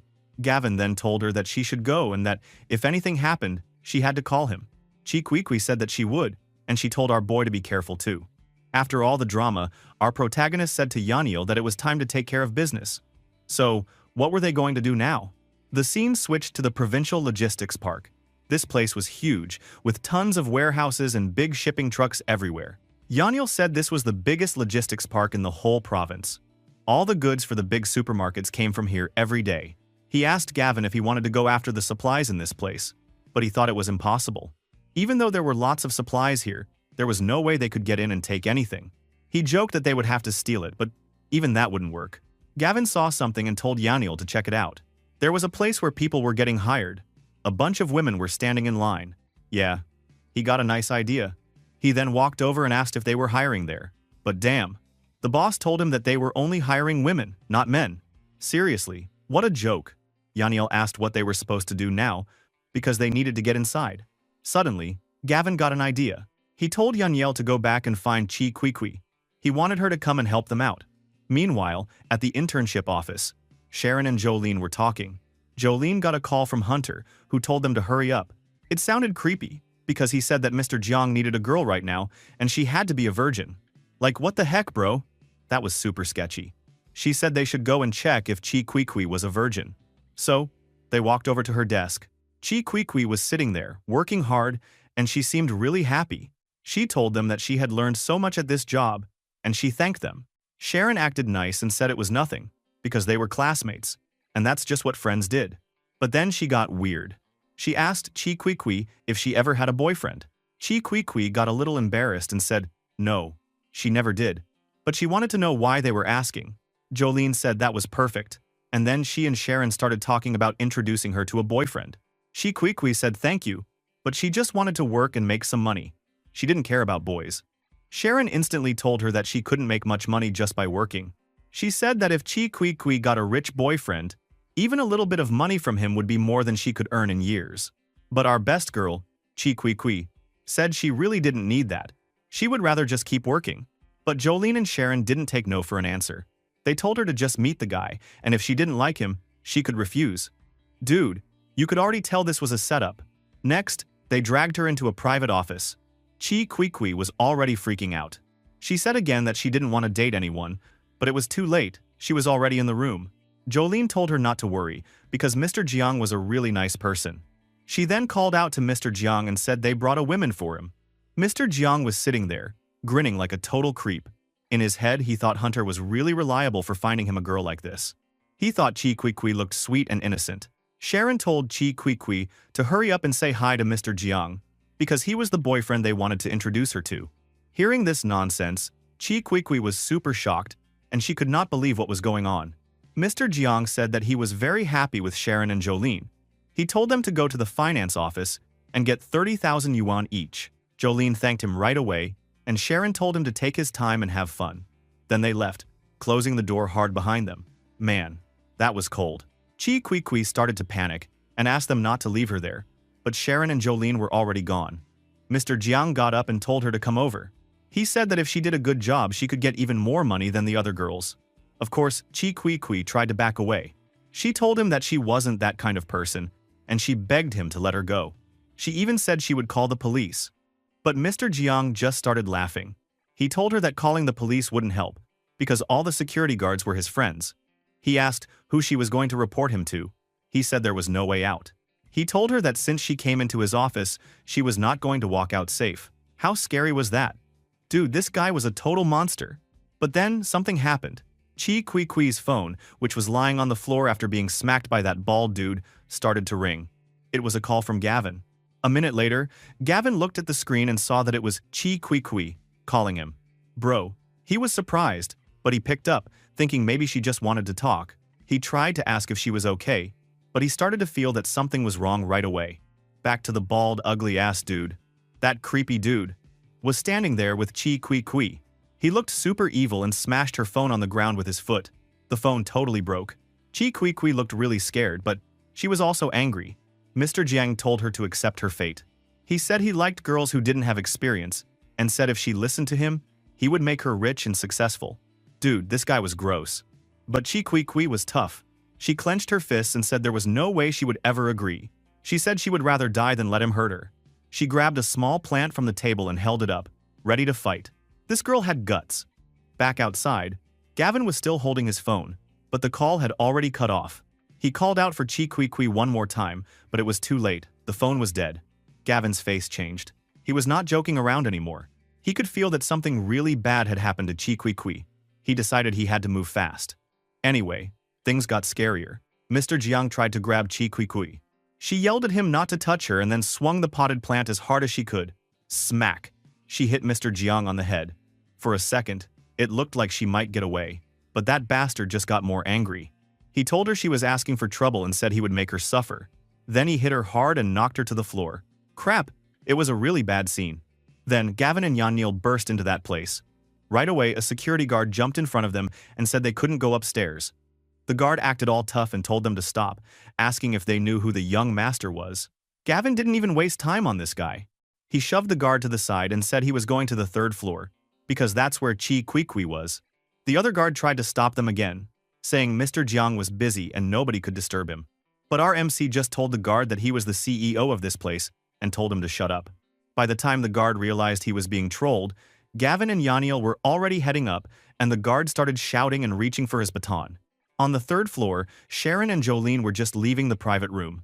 They were laughing and talking about how Mr. Jiang must be having fun with Chi Kui Kui. They wanted to go get some bubble tea. But then they turned around, and boom! Gavin was standing right in front of them, looking super angry. Jolene saw him and freaked out. She asked what he was doing there. Our boy looked so scary and cold. He asked where Chi Kui Kui was, but his voice was low and dangerous. Sharon tried to act tough. She told Gavin that he wasn't an intern here and had no right to ask anything. She said this place wasn't for someone like him to make trouble. But Gavin was done with talking. He just slapped Sharon right across the face, super hard. She fell to the floor without even making a sound. Jolene tried to yell at him, but Gavin backhanded her so fast, her glasses flew off and she dropped too. Now he was standing over both of them, and they were knocked out cold. He didn't even look sorry. He was totally ice cold, and ready to do whatever it took to find Chi Kui Kui. After that, Sharon was standing there, her face bruised and her hand shaking. She pointed at a door and told Gavin that it was Mr. Jiang's office, and Chi Kui Kui was inside. She tried to warn him not to be reckless, because Mr. Jiang was a big shot and everyone in the place worked for him. But come on, like our boy was ever going to listen to that advice. Gavin just ignored her warning and kicked the door open like a boss. The sound was super loud. Inside, Mr. Jiang was grabbing Chi Kui Kui by the arm. Chi Kui Kui looked at Gavin and called for help. Mr. Jiang looked angry and shouted, asking who had let Gavin in and telling him to get out. But Gavin didn't care. He and Yanyel stormed right into the room. He told Mr. Jiang to let go of Chi Kui Kui. Mr. Jiang tried to act tough. He puffed out his chest and pointed at Gavin, trying to scare him. He asked if Gavin knew who he was or where he was standing. But bro, our protagonist was done with that crap. He grabbed that bastard's hand and twisted it so hard that everyone in the room heard the bone crack. Dude, that must have hurt like crazy. Mr. Jiang screamed, but Gavin wasn't finished. He kicked him right in the stomach, sending the guy flying across the room. This was total chaos. He shouted that the so-called security was useless and called him an animal. Bro, Gavin was going full savage mode. After that, he ran to Chi Kui Kui's side. His face got softer when he saw her. He asked if she was okay. Chi Kui Kui said that she was okay, but if Gavin had arrived any later, things might have turned out super bad for her. Just then, the lead security guard from the lobby ran in with a bunch of other guards. They all had batons and looked ready for a fight. The guard yelled, asking who was causing trouble. Mr. Jiang, now holding his broken wrist and coughing up blood, pointed at Gavin and Yanyil. He screamed for the guards to beat them up and even told them to beat them to death. That was insane. Out in the hallway, Sharon and Jolene were watching and looking pretty happy to see Gavin and Yanyil in trouble. Sharon said it served them right. And Jolene started talking about how Gavin was going to get what he deserved for hitting Mr. Jiang, and even for hitting her and Sharon. But before Jolene could even finish her sentence, the main security guard flew out of the room and crashed right into them. They both screamed and fell to the floor, totally shocked. Now the hallway was full of unconscious, groaning security guards. Bro, Gavin just wiped the floor with those guys. Back in the room, Gavin stood over that ugly man, who looked terrified. Mr. Jiang asked what Gavin wanted now. Gavin said that he was going to make sure Mr. Jiang never even thought about women again. Then, he stomped on Mr. Jiang's groin so hard that everyone could hear the crunch. The man screamed at the top of his lungs and collapsed, rolling around in pain. Ouch, that was brutal. Gavin then turned around and looked at Sharon and Jolene, who were totally freaked out now. His eyes looked super scary, like they were glowing red or something. Sharon tried to beg, saying that they were all classmates and they should just talk things out. Yet Gavin asked if being classmates was really how they treated Chi Kui Kui. He didn't even wait for an answer. He just hit them both, knocking them out cold. He said if they weren't still useful for something, he would have crippled them. He was ice cold, man. Then he led Chi Kui Kui and Yanyel out of the room, leaving all the chaos behind. After that, Sharon tried to help Mr. Jiang, who was still groaning on the floor. She said they would call the police, but Mr. Jiang got mad and shoved her away. He said calling the police was useless and told her to hurry up and get him to a hospital. Later, Mr. Jiang was seen talking on the phone, looking even more furious. He called someone from Ziwei Biotech and told them he wanted a kid to disappear forever. Finally, outside on a tree-lined street, Gavin, Chi Kui Kui, and Yaniel walked together. Chi Kui Kui thanked Gavin, but he said there was no need because they were all classmates, and asked her what she was going to do next. Chi Kui Kui looked really down and sad. She said that she had planned to find a job after finishing her internship here, but now her internship was gone. She told the guys that her future job chances looked super bad, and that sucked. But Gavin, man, he was such a bro. He told her that maybe he could find a job for her. Chi Kui Kui suddenly looked really hopeful, like a little sunshine came out, and she said that she was really happy if Gavin could help. Next, they returned to the large logistics park, to the hiring place. Chi Kui Kui asked if Gavin was really serious about her working there, because she thought he might be joking. But Gavin told her that he was totally serious. She looked at the job notice and got a little nervous. She said that the job was for a warehouse manager, and she actually studied finance in school. She didn't think this was the job for her. But Gavin told her that every job was important, and he said that anyone could do well anywhere if they tried. That was a nice thing to say, right? Then, the manager said that she would take the job or not, because they were about to close for the day. Gavin gently pushed Chi Kui Kui closer to the desk and told her to hurry up and sign up. So, Chi Kui Kui did it. She registered for the job, and as Gavin and Yaniel were leaving, she waved at them from behind the hiring desk. Our boy told her to work hard, and that they would come visit her in a few days. When they walked away from the building, Yaniel looked at Gavin like he couldn't believe what just happened. He thought it was crazy that a smart finance student from a really good university would take a job like a security guard. Our protagonist replied that it was because of her silly attitude that she could get this chance to get the job. Now, it was time to go back. But dude, things got wild fast. Suddenly, a man appeared in front of Gavin and pointed a gun right at his head. Not just one, but 3 more guys in suits and sunglasses showed up and surrounded them. These guys were definitely trouble. One of them told our boy not to move. Gavin realized that these were Mr. Lowe's men. Another one of the bad guys told him that his 3 days were up, and now their bodies belonged to Mr. Lowe. He said that they should come with them so their body parts could be removed. Okay, our boy was doomed. Gavin and Yaniel could only put their hands up. Yaniel started whispering to Gavin, asking if he was really going to go with these guys. After all, with Gavin's fighting skills, they could totally beat these 4 goons. But Gavin gave a confident smirk and replied that they should just go with them for now, because the real fun was about to start. Man, Gavin was just too cool. Later, they arrived at an old, abandoned factory in the suburbs. The white van stopped, and the bad guys told them to get out. Inside the big, empty factory, Yaniel looked around and got super nervous. He whispered again that this was an abandoned place in the middle of nowhere. One of Mr. Lowe's men told him to stop looking around and to keep moving. But Gavin didn't play around, bro. In a flash, he spun around, grabbed the man's gun, and twisted his arm hard. The man shouted, but before anyone knew what happened, he fired the gun and shot the man right in the head. The guy dropped to the floor, dead. The other 3 bad guys just froze and stared at our boy with their mouths open, like they couldn't believe it. Then, one of the thugs yelled that Gavin was asking for death, but our MC was just too fast. He pulled the trigger again and again. Bang! Bang! He shot all 3 goons, each with just 1 shot. They all dropped to the floor, and Yaniel just stood there, totally shocked. He thought that Gavin was insane, 1 shot for each guy, and he didn't miss at all. He realized that Gavin was a real sharpshooter. Gavin then took the empty magazine out of the pistol and threw a new, full one to Yaniel, like it was no big deal. Inside his head, he remembered that in his past life, during the apocalypse, he hadn't gotten any superpowers like some people. So he had to work really hard on his shooting skills, just to survive. Because of that, he became so good with guns that people really could call him a sharpshooter.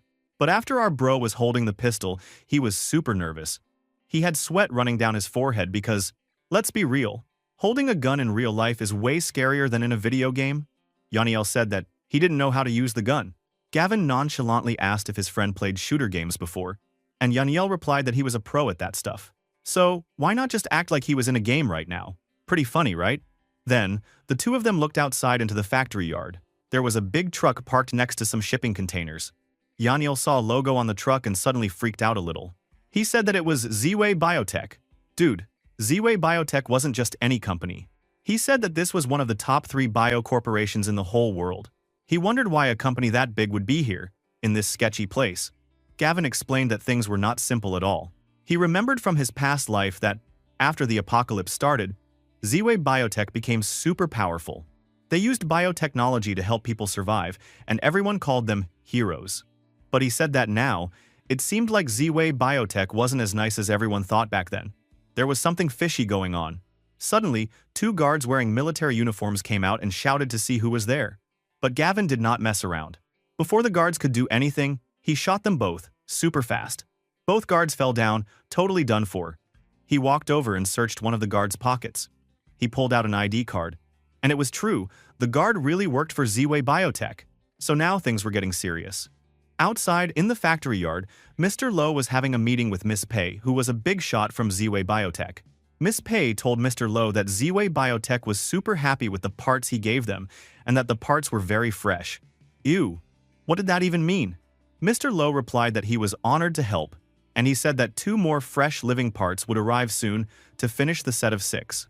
That sounded really bad. Then, he noticed Gavin and Yaniel coming out of the factory. He pointed at them and said that those 2 kids were the last 2 sets of parts. He asked Miss Pei if she was happy now. Miss Pei saw that Gavin and Yaniel were both holding guns, and she asked Mr. Lowe why they had weapons. Mr. Lowe was confused and didn't really answer. But things blew up right after that. Our protagonist didn't wait. He shot Mr. Lowe's leg. Mr. Lowe got totally shocked and yelled for his guys to catch them. Suddenly, bullets started flying everywhere, yet Gavin fired back with perfect aim, dropping a bunch of the bad guys with just 1 shot each. Miss Pei noticed how good Gavin's aim was. She thought it was insane. Our boy shoots like some kind of action hero. He started shooting with 2 pistols at once, taking out the rest of the thugs. He moved super fast, almost like a blur. Dang, this dude was a beast. Now Gavin stood right in front of Mr. Lowe and Miss Pei, and there were bodies everywhere. Mr. Lowe looked scared for the first time. He asked our MC what he wanted, but Gavin threw the question right back. He wanted to know what they wanted with all these parts. Mr. Lowe tried to act tough, saying that Gavin was just a kid and didn't deserve to know anything. Wrong choice. Our boy was done playing around. He shot Mr. Lowe right in the shoulder and made him drop to his knees, screaming in pain. He pointed the gun at Mr. Lowe's head and told him to say everything again because he was listening now. Mr. Lowe tried to act cool, even though he was hurt. He said that he wasn't scared and that Gavin didn't know who he was messing with, but Gavin just looked at Yaniel, totally calm, and told him to kill Mr. Lowe. Yaniel froze. He couldn't believe what he just heard. Gavin told him again to do it. Mr. Lowe started laughing like a crazy person, and he told Yaniel that he could go to hell. Our big bro was shaking, but then, bam. He shut his eyes tight and pulled the trigger. The bullet hit Mr. Lowe right in the forehead. Mr. Lowe looked shocked. Blood started running down his face, and then he fell down, dead.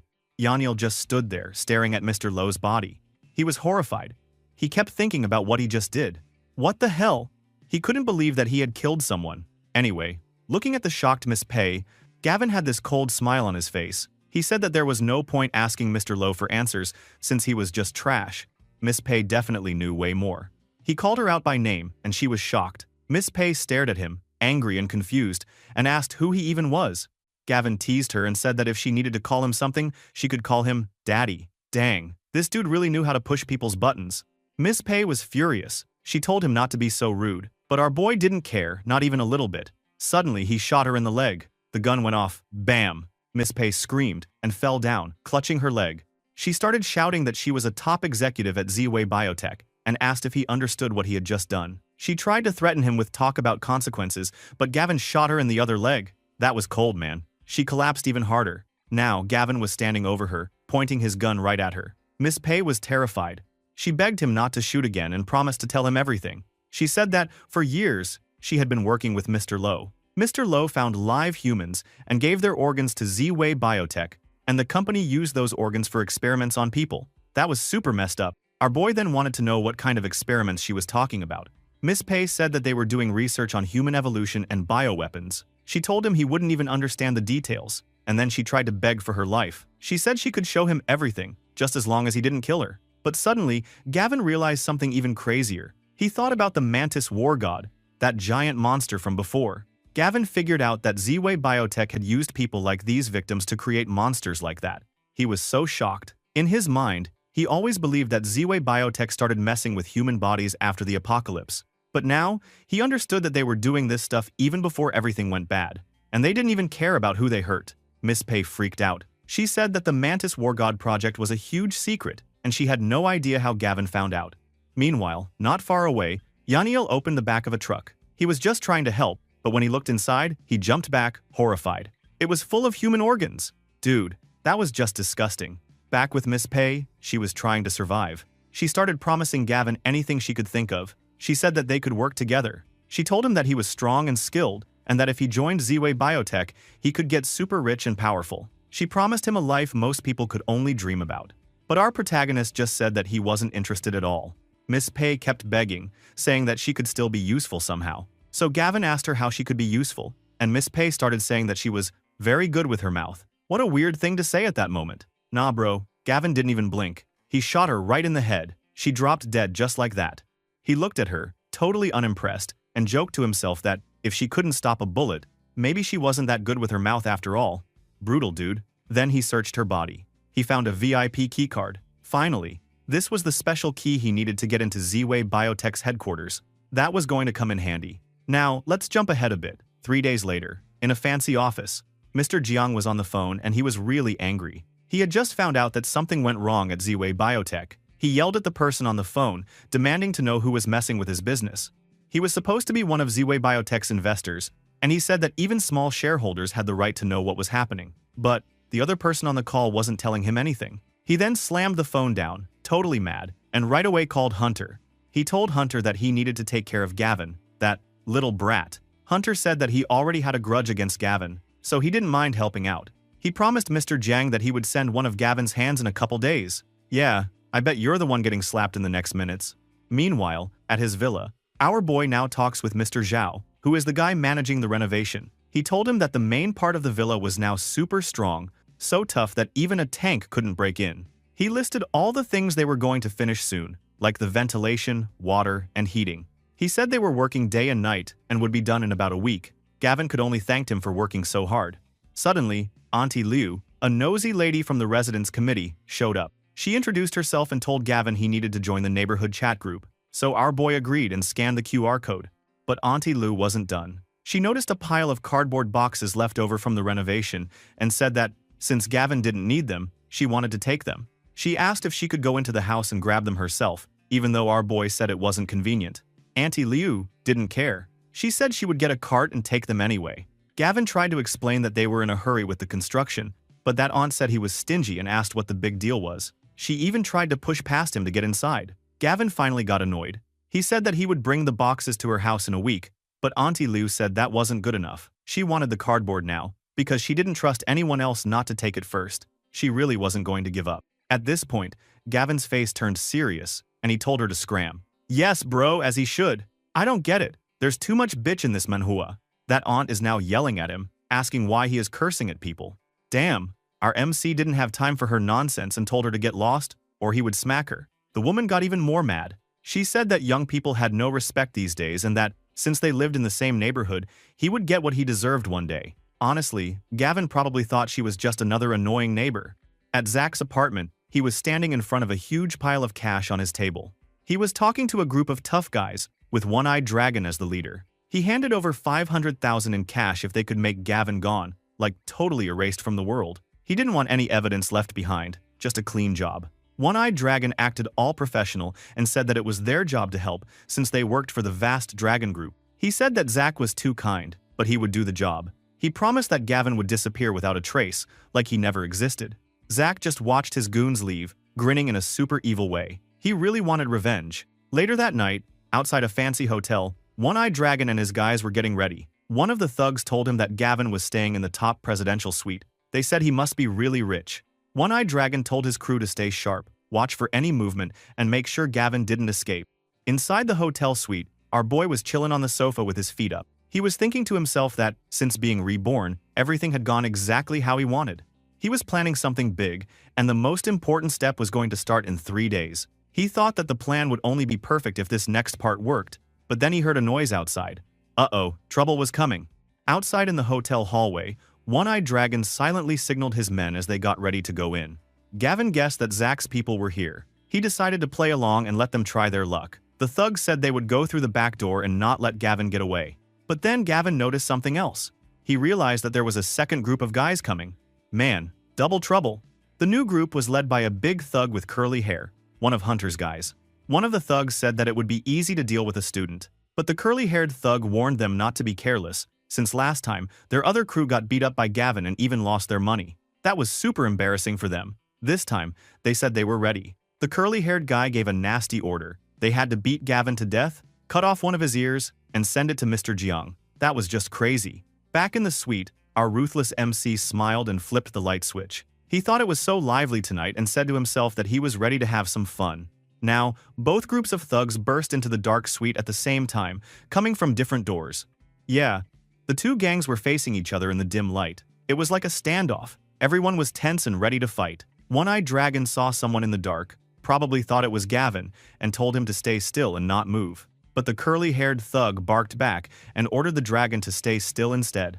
The two leaders were glaring at each other, both trying to act tough. One-Eyed Dragon called him a brat and asked if he really wanted to be arrogant with him. But the curly-haired thug said that One-Eyed Dragon was using his lines and he should be the one acting tough. Man, these guys couldn't even agree on who was the real boss. One-Eyed Dragon just said that he wasn't getting away and that tonight he was dead. Bro, these thugs were so dumb. No wonder they are thugs, right? Finally, both leaders shouted to kill the other guy. Two whole gangs wanted Gavin dead. Suddenly, gunfire exploded everywhere. The thugs from both gangs started shooting at each other like crazy. Some guys were yelling in pain, and others were just screaming orders, thinking Gavin had brought in a whole army. One thug complained to his boss, One-Eyed Dragon, that they were in trouble, and another thug from Hunter's team screamed that Gavin must have backup. It was total chaos, just flashes from the gunfire and people shouting. But where was Gavin? He was just chilling off to the side, totally calm, watching the madness with a little smirk on his face. He was thinking that he would just let these fools fight it out. Dude, Gavin was a real savage for that. After a minute, the shooting finally stopped. The room went quiet except for heavy breathing. One-Eyed Dragon, the gang leader, was leaning against the door, looking like he'd just been through a tornado. His clothes were all ripped and he had bullet marks on him, but he was still standing. He thought he had finally beaten everyone. He then turned on the light. The place was trashed, bodies everywhere, both his men and the other gang's goons, just lying around. But guess what? Across the room, the curly-haired thug from Hunter's crew was still up, looking just as shocked and banged up as One-Eyed Dragon himself. They stared at each other, super confused. The curly-haired thug asked why One-Eyed Dragon was even there. One-Eyed Dragon realized the other guy was Hunter's man from West City and wanted to know why he was at the suite too. Both of them wanted to kill Gavin, and both of them were left standing after wiping out each other's teams. That's what you call an epic fail, bro. They realized Gavin had totally tricked them, and they had just helped him out by taking down each other. Now, fast forward 3 days. The scene switched to the university campus. It was daytime, and Gavin was meeting up with Yanyel. He handed something to him. He told him that Chi Changdong, the counselor guy, had used his connections to get him expelled from school. Our protagonist heard this, but he didn't even care that much. He said that the apocalypse was coming soon, so a diploma was just useless paper. It didn't matter if this damned campus gave him a fancy doctorate degree. None of it meant anything anymore. But Yanyel said he still hated how Chi Changdong looked so smug and was bragging about it in the group chat. Gavin wasn't having any of that. He said he knew how to handle Chi Changdong. He then pulled out his phone and started typing in the class group chat. Things were about to get real spicy. Right away, Chi Changdong started talking trash in the chat. He called out everyone, saying Gavin Clark had started a fight and attacked a teacher, and now Principal Lee was going to expel him. Some other guy, Wang Da, jumped in too, saying Gavin deserved it and would always be a loser. Chi Changdong even taunted Gavin directly, saying he would never get over this and that his life was ruined. But Gavin, he just called him an idiot in front of everyone. Chi Changdong blew up, calling our boy an unemployed bum and warning him to just wait like, dude, so dramatic. But then, Gavin dropped the real bomb. He told the whole group that he wanted to report Chi Changdong for having a long-term affair with Principal Lee's wife. He said every time Principal Lee was away, Chi Changdong would meet her secretly at places like Changhui Hotel, the underground parking lot, and even the school rooftop. He said all of this was 100% true, and he was ready to take legal responsibility. He even told everyone to check the recent security camera footage if they didn't believe him. Yaniel was in shock. He stared at his phone, mouth wide open, and thought this was the wildest gossip ever. How did Gavin even know this? Well, in his past life, after the apocalypse broke out, Gavin and Chi Changdong were trapped together at school. With no rules left, Chi Changdong spilt all his secrets, including the affair. The group chat went nuts. Chi Changdong started freaking out, telling the admin to delete the group and warning everyone not to share Gavin's messages or else he'd come after them. That dude was losing it. Yaniel thought it was hilarious. He wanted to post everything on the school forum to expose Chi Changdong even more, but our MC stopped him. He said they had important business to take care of first. Yaniel wanted to know what was so important. So Gavin said that Yaniel's dad still didn't believe him about everything going on and was almost ready to send him to a mental hospital. He promised that after they finished this important business, he would go with Yaniel to talk to his dad. He said Yaniel's dad would believe him then. Anyway, Gavin and Yaniel arrived in a neighborhood. The place was called an urban village, and Yaniel looked around, kind of surprised. He said that the houses here were actually pretty nice for this area, and he wondered what big thing could happen in a place like this. He just didn't know what was coming next. Inside one of these houses, things were not cool at all. There was a dude named Feng Kui, and bro, this guy was seriously messed up. He sat in a messy room full of empty bottles, looking super angry because his booze was gone. He slammed an empty bottle on the table, cursing that he was out of alcohol again. Yeah, you could already tell he was trouble. But the worst part? In the corner of the room, a young girl was sitting all alone, locked up in a metal cage. Dude, this was not okay. Feng Kui stared at the girl, and she was not scared. The man told her, with a lot of attitude, that if she kept staring, he would pluck her eyes out. Then, he threw an empty bottle at the cage bars, making a loud sound. Feng Kui got even more annoyed. He started calling her a money-losing brat, and blamed her for everything. He said her mom brought her into the marriage but didn't bring enough money, and now his money was all gone. He complained that before he sold the house, he would sell her first. He even said she was worth enough for at least a few more drinks. Bro, this guy was the worst. Suddenly, he opened the cage and pulled the girl out by her hair. The girl fought back, telling him to get away, but Feng Kui got even more cruel. He said her mother had refused to buy him booze and even tried to kick him out, so he beat her to death. Then, he warned the girl that if she didn't listen, she would end up just like her mom. Man, this was real evil. But the girl wasn't giving up. She bit Feng Kui's hand as hard as she could. He screamed in pain and got even madder. He shouted that she would go join her mother tonight, and he raised his hand, ready to hit her. But suddenly, bam! The front door flew open with a huge crash and knocked Feng Kui to the ground. Gavin and Yaniel were standing there in the doorway, looking like total superheroes. Feng Kui freaked out. He asked who they were, but in Gavin's head he started thinking about who Feng Kui really was. He remembered that in the time before the apocalypse, Feng Kui was actually a huge scumbag who later got some crazy hyperspace power. When the world got super cold and snowy, that bastard used his new power to help the government move supplies. People thought he was a national hero. But then, when the government sent him to help a small city, he just ran off with tons of food and left 1 million people to freeze and starve. He was a massive traitor, and in the end, he got eaten by an ice demon, and all the missing supplies just disappeared forever. But now, looking at a girl, he felt it was weird because he had never heard about this little girl before. Feng Kui got up, still holding the girl by her head. He looked at Gavin and said, "They must be human traffickers." He thought it was perfect timing, because he was almost about to kill the girl himself. He told them she was skinny but pretty, just like her mother, and if they wanted to take her, they would have to pay him extra. Otherwise, her foster father just couldn't let her go. Yeah, this guy was just sick. Yaniel was not having it. He shouted that Feng Kui was a beast, even worse than a pig or a dog. Feng Kui was surprised and tried to insult Yaniel back, saying he was just a human trafficker acting all high and mighty. He got super mad and picked up a bottle, ready to smash someone's skull in. But before he could do anything, Yaniel pulled out his gun. He aimed and fired. The bullet hit him right in the groin. Ouch! Feng Kui dropped the bottle, screamed, and fell to the floor. Wow, our best bro is now badass too. Even Gavin was impressed. Not bad at all. After that, Feng Kui was holding his groin and he looked super angry. He wanted to know who the hell this bastard came from. But our badass Yaniel just shut him up. He doesn't have mercy for a trash human. But before he could even get up, his young stepdaughter did something insane. She used a bottle and hit Feng Kui with it. Gavin and Yaniel just stared, totally shocked. Both of them could only think, what the heck was happening?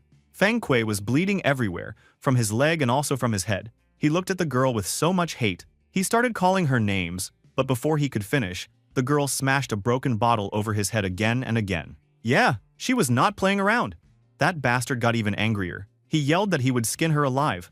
But the girl didn't care. She lifted the bloody, broken bottle again. Her eyes were wide. She looked crazy with anger and fear.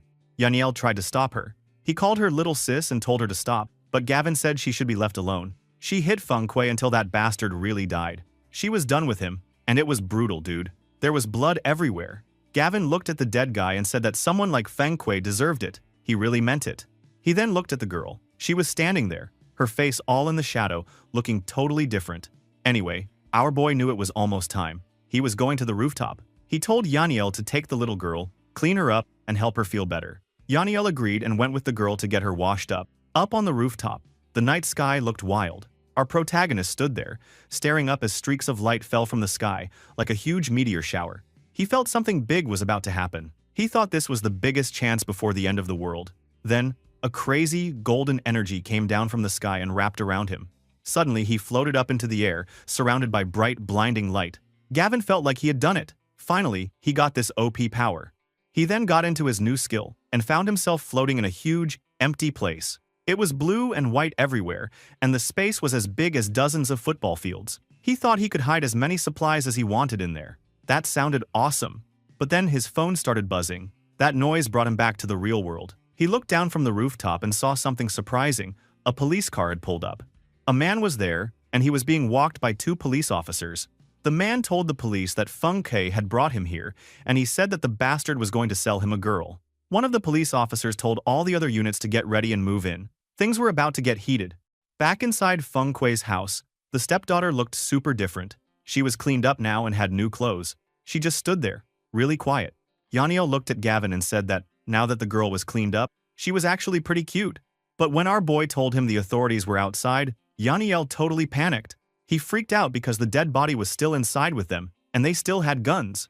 Gavin told him not to panic. Well, before, they would have had to run. But now, things were different. He then did something super cool. He pointed toward Feng Kuei's dead body, and a bright light covered it. Suddenly, the body just disappeared. Yaniel couldn't believe her eyes. Suddenly, the police busted right through the door.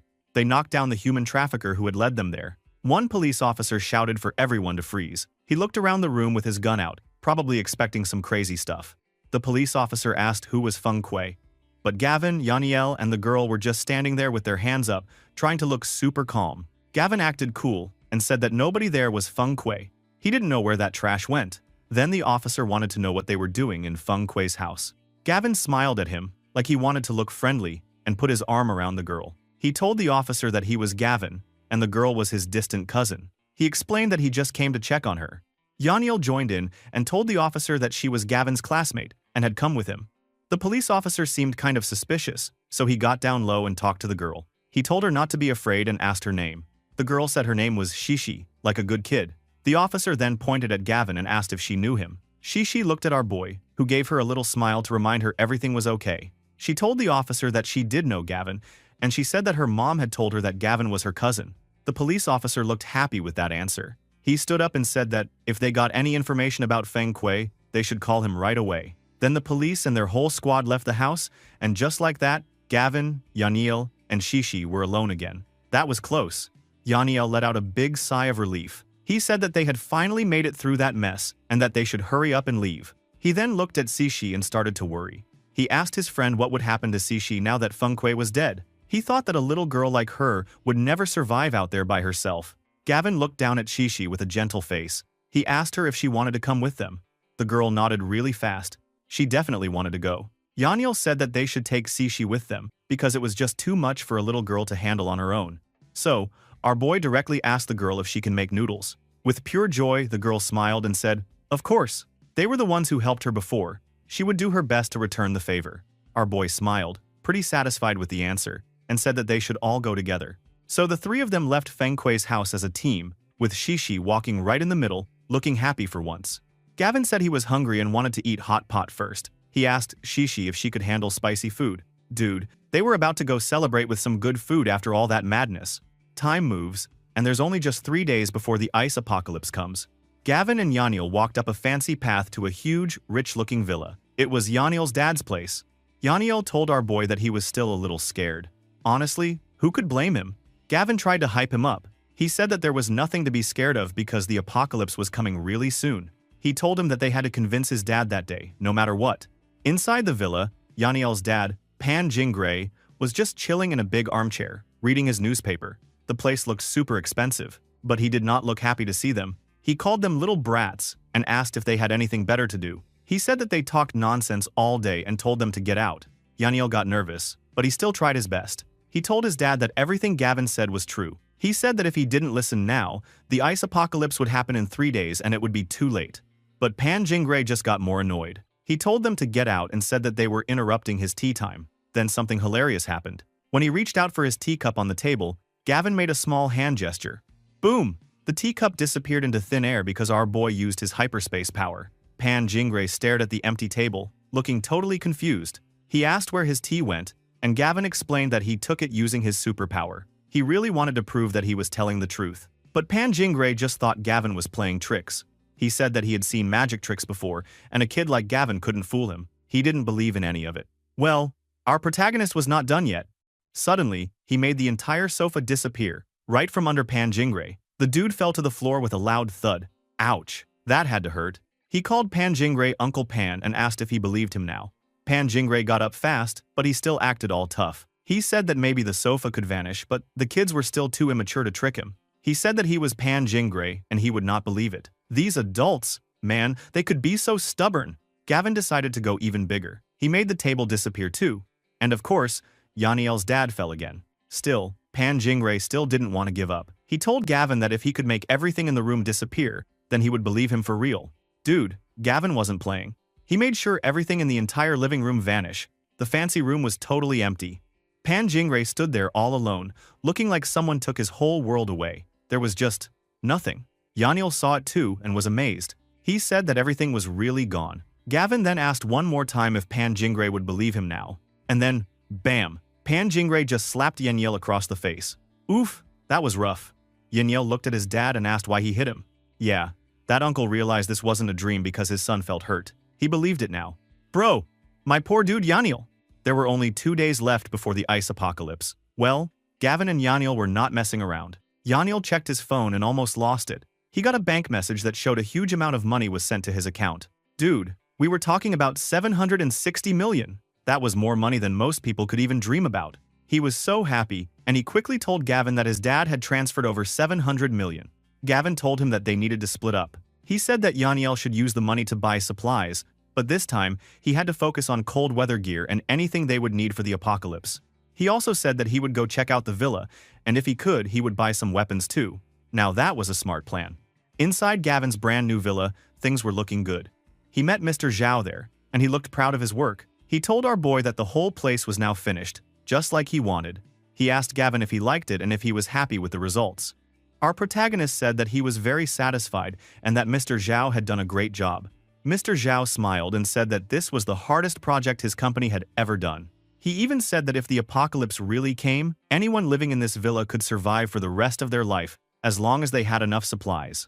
Gavin promised that he would send the last payment soon, but as Mr. Zhao was about to leave, he stopped him. He told Mr. Zhao not to go out for the next 2 days and to buy lots of food and supplies for himself. Mr. Zhao was surprised and asked if a big storm was coming. Our protagonist said yes, and that it was going to be the biggest typhoon in 100 years. Mr. Zhao said that he would listen because he was tired anyway, and he could use some rest. Good move, Mr. Zhao. Not long after, a bunch of big delivery trucks pulled up in front of the villa. It was a crazy sight. So many boxes, you would think they were building a supermarket. Yaniel came back and shouted to Gavin that he had bought the best and most expensive stuff. Gavin told him to bring everything inside and that he would use his superpower to store the supplies in his special space. Workers started moving all the boxes into the house. While this was happening, Aunt Liu and her grandson stood nearby watching. She asked out loud why Gavin was buying so much stuff. She wondered if they were opening a supermarket at home. Her grandson was just thinking about food. He told his grandma that he wanted a lollipop, so she promised to get him one. Some people just didn't get it. Inside the villa, Yaniel ran up to Gavin looking super stressed. He said that he had a big problem. Our MC asked what happened. Yaniel explained that he just could not spend all the money, no matter how hard he tried. He hadn't even spent 100 million yet, and there was still a mountain of cash left. Man, poor guy couldn't even spend money fast enough. Gavin had an idea right away. He said that he would give Yaniel the addresses of some big granaries, the places where they kept huge piles of grain. He told him to go buy all the grain from those granaries. Yaniel agreed and ran off to do it, ready to spend even more money. Well, our boy thought to himself that in his past life, these granaries were taken over by bad guys. But this time, he wanted to stop those villains before they could do anything. Pretty soon, a delivery guy rushed up to him. He said that there was still one last batch of crossbows left to bring inside, but an old lady was blocking the way and wouldn't let them move the boxes. That sounded weird, so Gavin said they needed to check it out. At the villa gate, they saw the whole scene. Aunt Liu from before was now trying to open one of the boxes. Her grandson was jumping up and down, yelling that he wanted to eat whatever was inside right now. She told him not to worry because she was about to open it. But then Gavin walked up to them, looking cold and serious. He asked them what they were doing. Uh-oh. Someone was about to get caught messing where they shouldn't. Please, just slap her and her grandson or whatever. They really pissed me off.